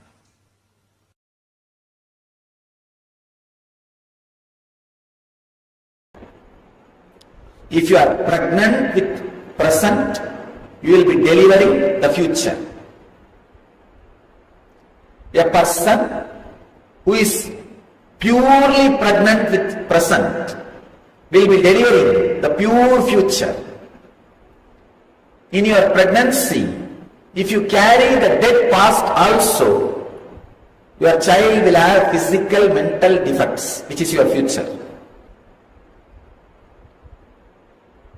In your pregnancy, if you carry the pure present, you will deliver beautiful future. If you are carrying the dead past also, then your child, the future, will have the trace, suffering of the past.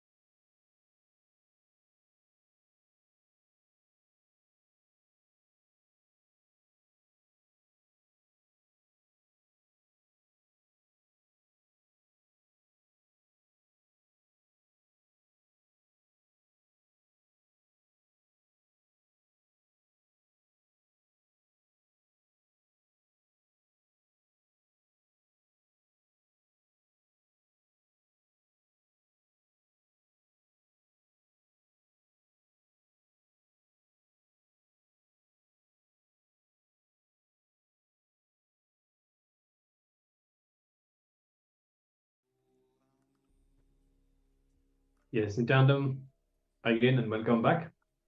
So, just now, how to rewrite our future is what Somaji has explained to all of us. And the key is really, always to clear your inner space from all the incompletion.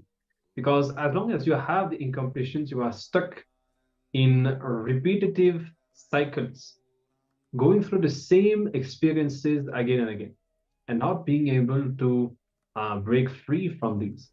So the keys to the future, as Swamiji says, are in the past. Now we have learned already about that in on the day of completion, where we learned the science of completion. Now specifically, Swamiji says there are certain patterns that we are not able to trace, certain emotions that we are not able to exactly pinpoint specific moments, specific incidents in our lives. And these are the patterns that are from past lives. So, for example, you may feel like, is this really me? Um, and you you don't know where it comes from, why it is there. It could be in the form of hunger, anger, agitation, violence, conquest, fear, lust, and but you cannot trace it. It's like it's too deeply rooted in your system. Now, this is what we'll be looking into right now. You're going to take a few minutes to pen down all these patterns that you're not able to trace at all. And you don't know when it started or how it started. These unidentifiable patterns, somebody says, are the base on which root patterns grow. So even the root pattern that you have in this life, it is based on these past lives patterns. And now you will be looking back at the first incident you remember that you reacted out of these patterns and do the completion. So first, trace, identify all of these patterns that you cannot trace, write them down, and the completion with whatever reactions you had, whatever you experienced in those moments. All right. So let's begin the exercise now.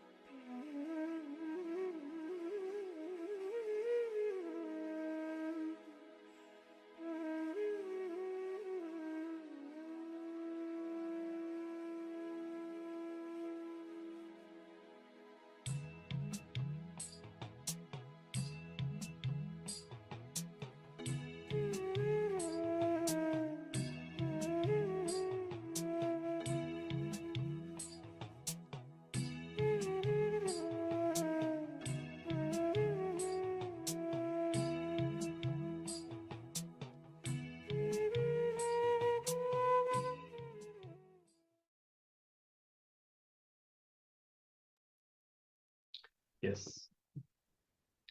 So we hope that you have completed the exercise, and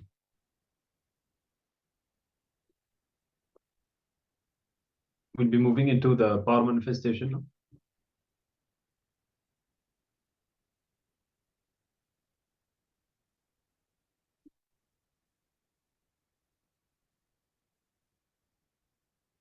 Don't worry if you feel that you missed some of the steps. It's more like a preparation. Everything we are doing now is more like a preparation for the past life regression process, which will most likely happen after the darshan. So we have a few more sessions in line to prepare ourselves to learn. And even with this power manifestation, we'll be intensifying our space for these powerful processes. So no issue, nothing to worry about. Now, let's get ready for the power manifestation. So we invite all the participants to tie the blindfold. And we'll be manifesting the power of third eye reading once more. Remember, as Swamiji said, man plus a third eye is God. So the more you use your third eye, your identity as Paramashiva is becoming stronger in you, overpowering all the other identities, all the patterns that you have. So let's participate authentically, intensely in this power manifestation. We'll give a few more moments. If you haven't tied the blindfold, do it now. And for those who are ready, start chanting the Mahavakya and connect with Swamiji in your inner space. Create an intense space of oneness. And let Swamiji manifest the power through you and reveal the image. Let's decide to have a breathful this time and see very precisely. Whenever you see some details, surrender once again and involve with those details. Decide to see with more precision, with more intense involvement. All right. So blindfold yourself now. We'll be showing the image on the screen. And let's get started with the Bharma.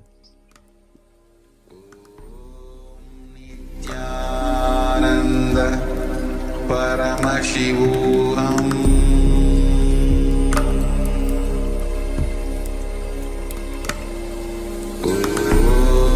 Nityananda Paramashivoham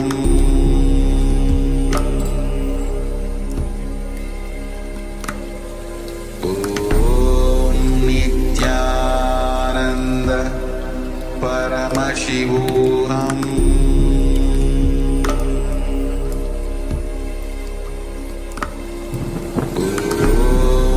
Nityananda Paramashivoham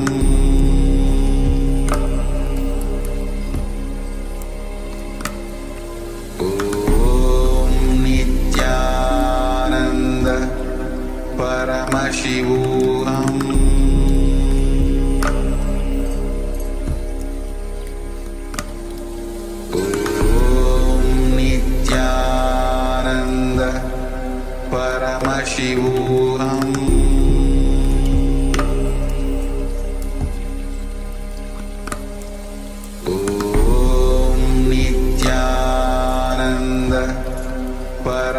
Paramashivoham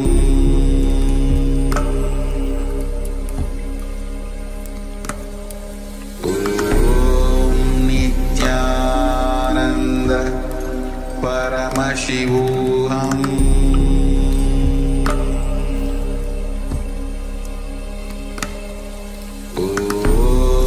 Nityananda Paramashivoham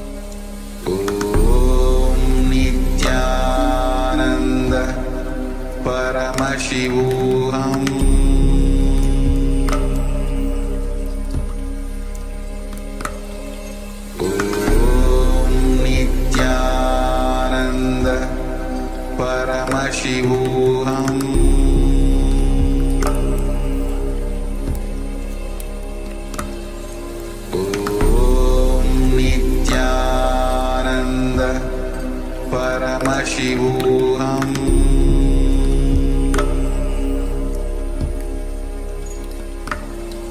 Om Nityananda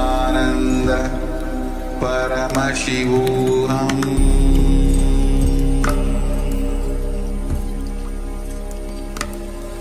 Om Nityananda Paramashivoham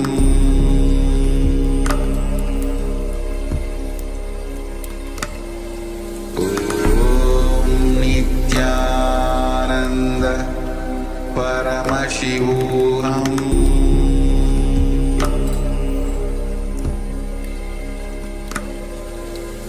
Om Nityananda Paramashivoham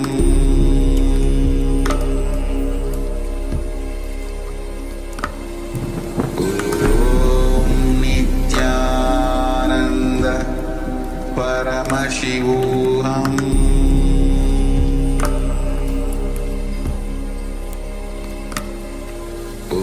Om Nityananda Paramashivoham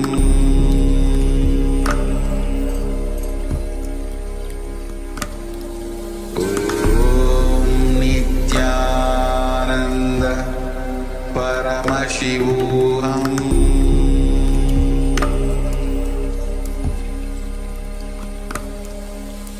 Om Nityananda Paramashivoham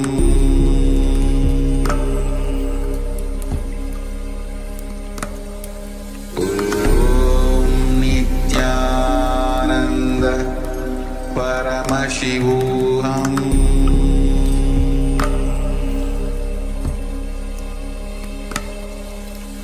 Om Nityananda Paramashivoham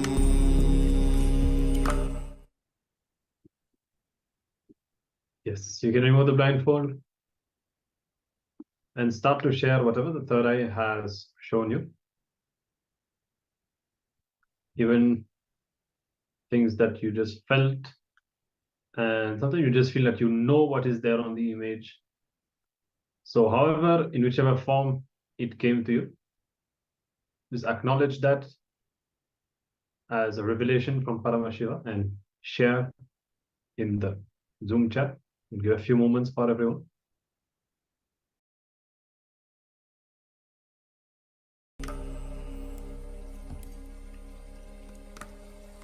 Om Nityananda Paramashivoham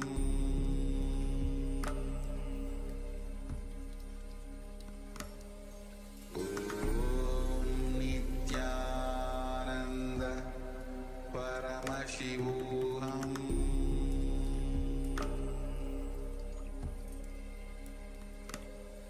Om Nityananda Paramashivoham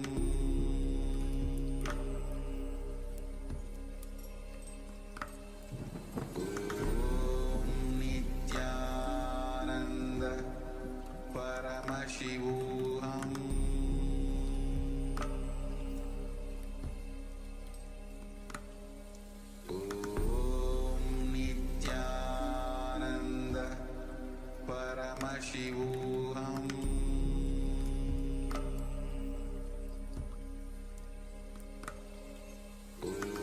Om Nityananda Paramashivoham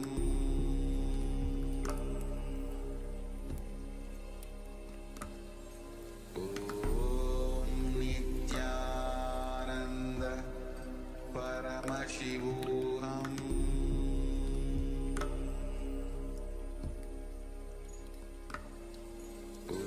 Om Nityananda Paramashivoham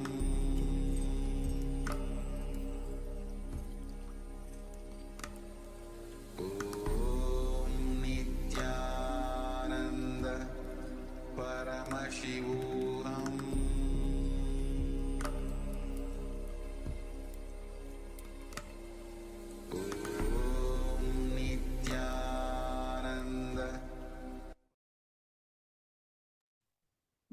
All right. So we've read the sharings and red, blue, green, chartreuse, buildings, and gold. It was like a desert. That's very good. And white and gray as well. That's also very good.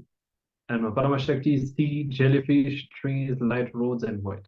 Okay, so some very good things here we have. So let's have a look at the image and we'll understand. You can recognize the famous durian fruit. And so many things that you have shared are very much connected. And what's about the trees, crops, and even the gold is definitely the fruit at the center in gold color. And Paramashakti also trees and roads. So yeah, if maybe you have seen something related to the transportation. The white color is there also, of course. White and gray is also there. Yes, great. All right, so good. Again, successfully seeing some of the details, some of the aspects of the image. And this power manifestation today will really help us awakening the third eye so that we can enter into this deep meditative consciousness. So thank you for participating and manifesting this power. And we'll be continuing and moving ahead into the next session now.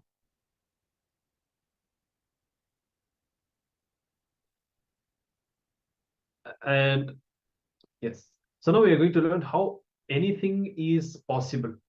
Okay, this is going to be the theme of the next session. How everything, anything is possible. Essentially, there is no limitation other than our own beliefs. We would have already learned this even on the first day on Science of Kalpataru and in many other sessions as well. You manifest what you believe. So if you are essentially convinced that something is not possible, you make it as impossible. But if you yourself are really convinced that something is possible, it will be possible.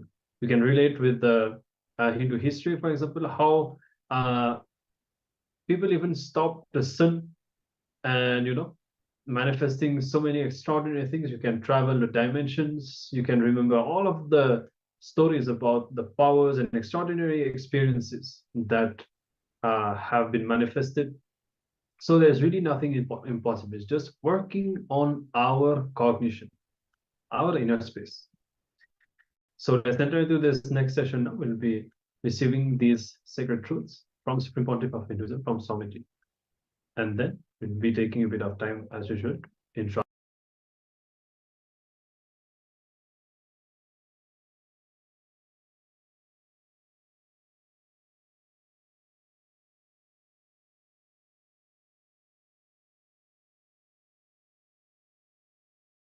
Understand, take the power of rewriting your future in your hands.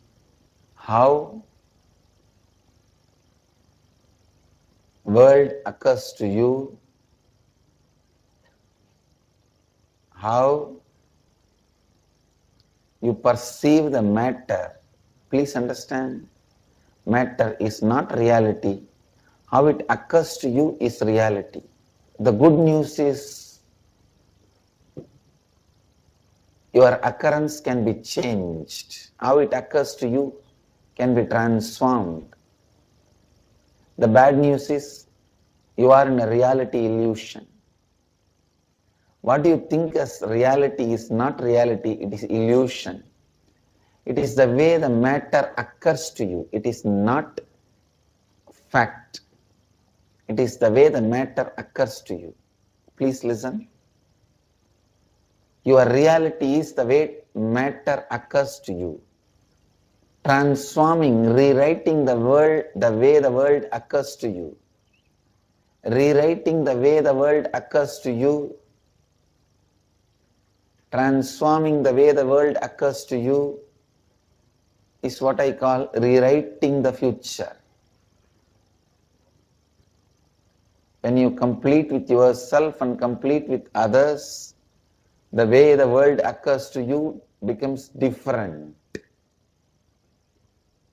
When your root patterns loses power over your thinking, please listen. Even if you discover your root pattern, you know whenever your default thinking starts, it is because of my root pattern, I will not encourage this thinking. Even that is a great liberation for you. Once the root pattern completely disappears, that liberation is next. Even remembering, whenever your root patterns guide your thinking, saying, I am not being driven by the petrol car, I am being driven by the bullock cart. I am not being driven by I am not being flied by the pilot who knows flying. I am being flied by some fellow who is in the workshop. You will know the difference. Please understand, rewriting your future. Look in. I tell you, continuously grace is flowing. Life means possibility of future. What is life? Possibility of future. But what are you doing? You seal it saying it is nothing new is possible. It is all going to be the repetition of the old. It means what? You denied yourself the possibility of life. Every decision you make for your future from the past pattern, you denied that component of life for yourself once for all. If you think creating wealth is difficult based on some your past failure, you have denied the possibility of wealth for you once for all. If you think health is not possible for you in the future due to your past diseases, you denied the greatest possibility of health in your life once for all. If you think enlightenment is impossible for you based on your past failures, you have denied the possibility of enlightenment once for all in your life. Understand, whenever you deny the possibility, you deny your future, you deny your life to you. Anything is possible. Rewriting your future starts with this clarity. Anything is possible. All your impossibility is the projection of your past into the future. Projection of your past into the future. Listen, don't deny the future. Don't deny life. Don't deny life because of past incompletions. If at all you have to put all your struggles in one direction, that is only in one direction, liberating your future from your past, rewriting your future.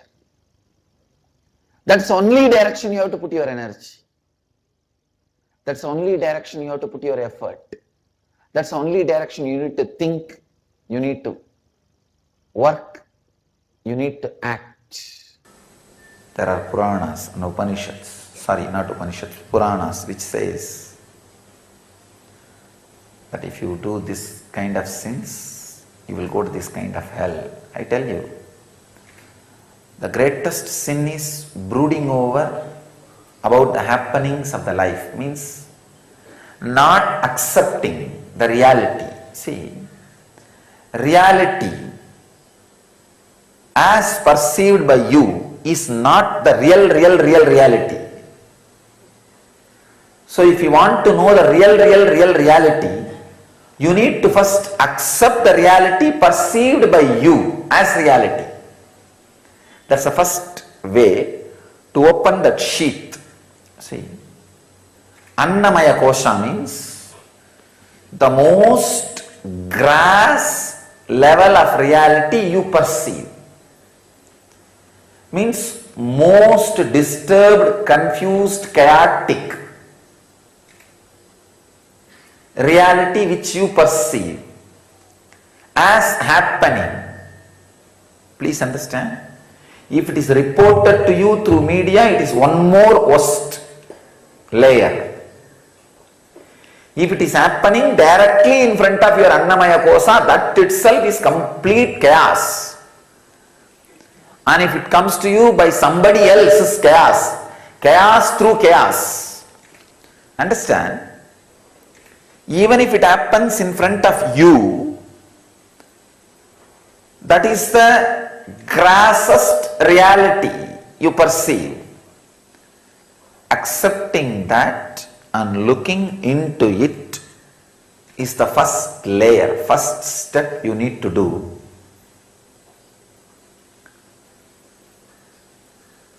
To experience the reality, the ultimate reality. Have patience, the tremendous patience to look into it. First, accept, then have patience to look in. Don't react. Reaction is not going to help you. Accepting and looking in, looking in, looking in with deep patience. Reality will be realized as reality only by the deep acceptance and restful awareness. Your agitated mind, the angry mind,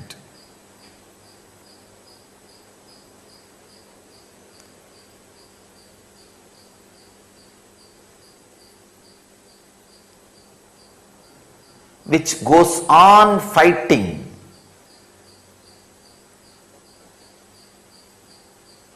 with the reality presented to you. Please understand, the reality presented to you is surely not reality, but you fighting with it is not going to make you experience the reality.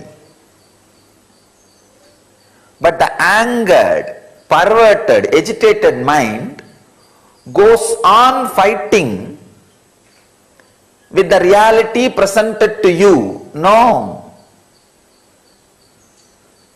You are basically an enlightened superconsciousness. But with that superconsciousness, you can make a flower do what you want. You can't make a stone do what you want. Understand? There is a big difference. With that super consciousness, you can just look at a flower, it will just blossom. You can just look at a person, he will just open up. Just one small look, the person is melting. But with that same look, you cannot melt the stone. That is not possible.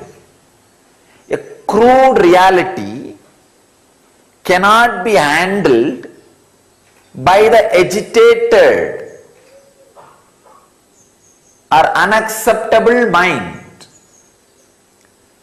First you need is acceptance of that crude reality, chaotic reality which happens in front of you. Then restful awareness. Look in, look in, look in. You will see, layer by layer, reality opens to you. But any agitation, the crude reaction to the reality presented to you makes the wound big and you carry it for ages, lives. That is what is called hell. The ultimate sin is not looking into reality. That is the ultimate sin. That is why you carry the wounds deeply. Please understand.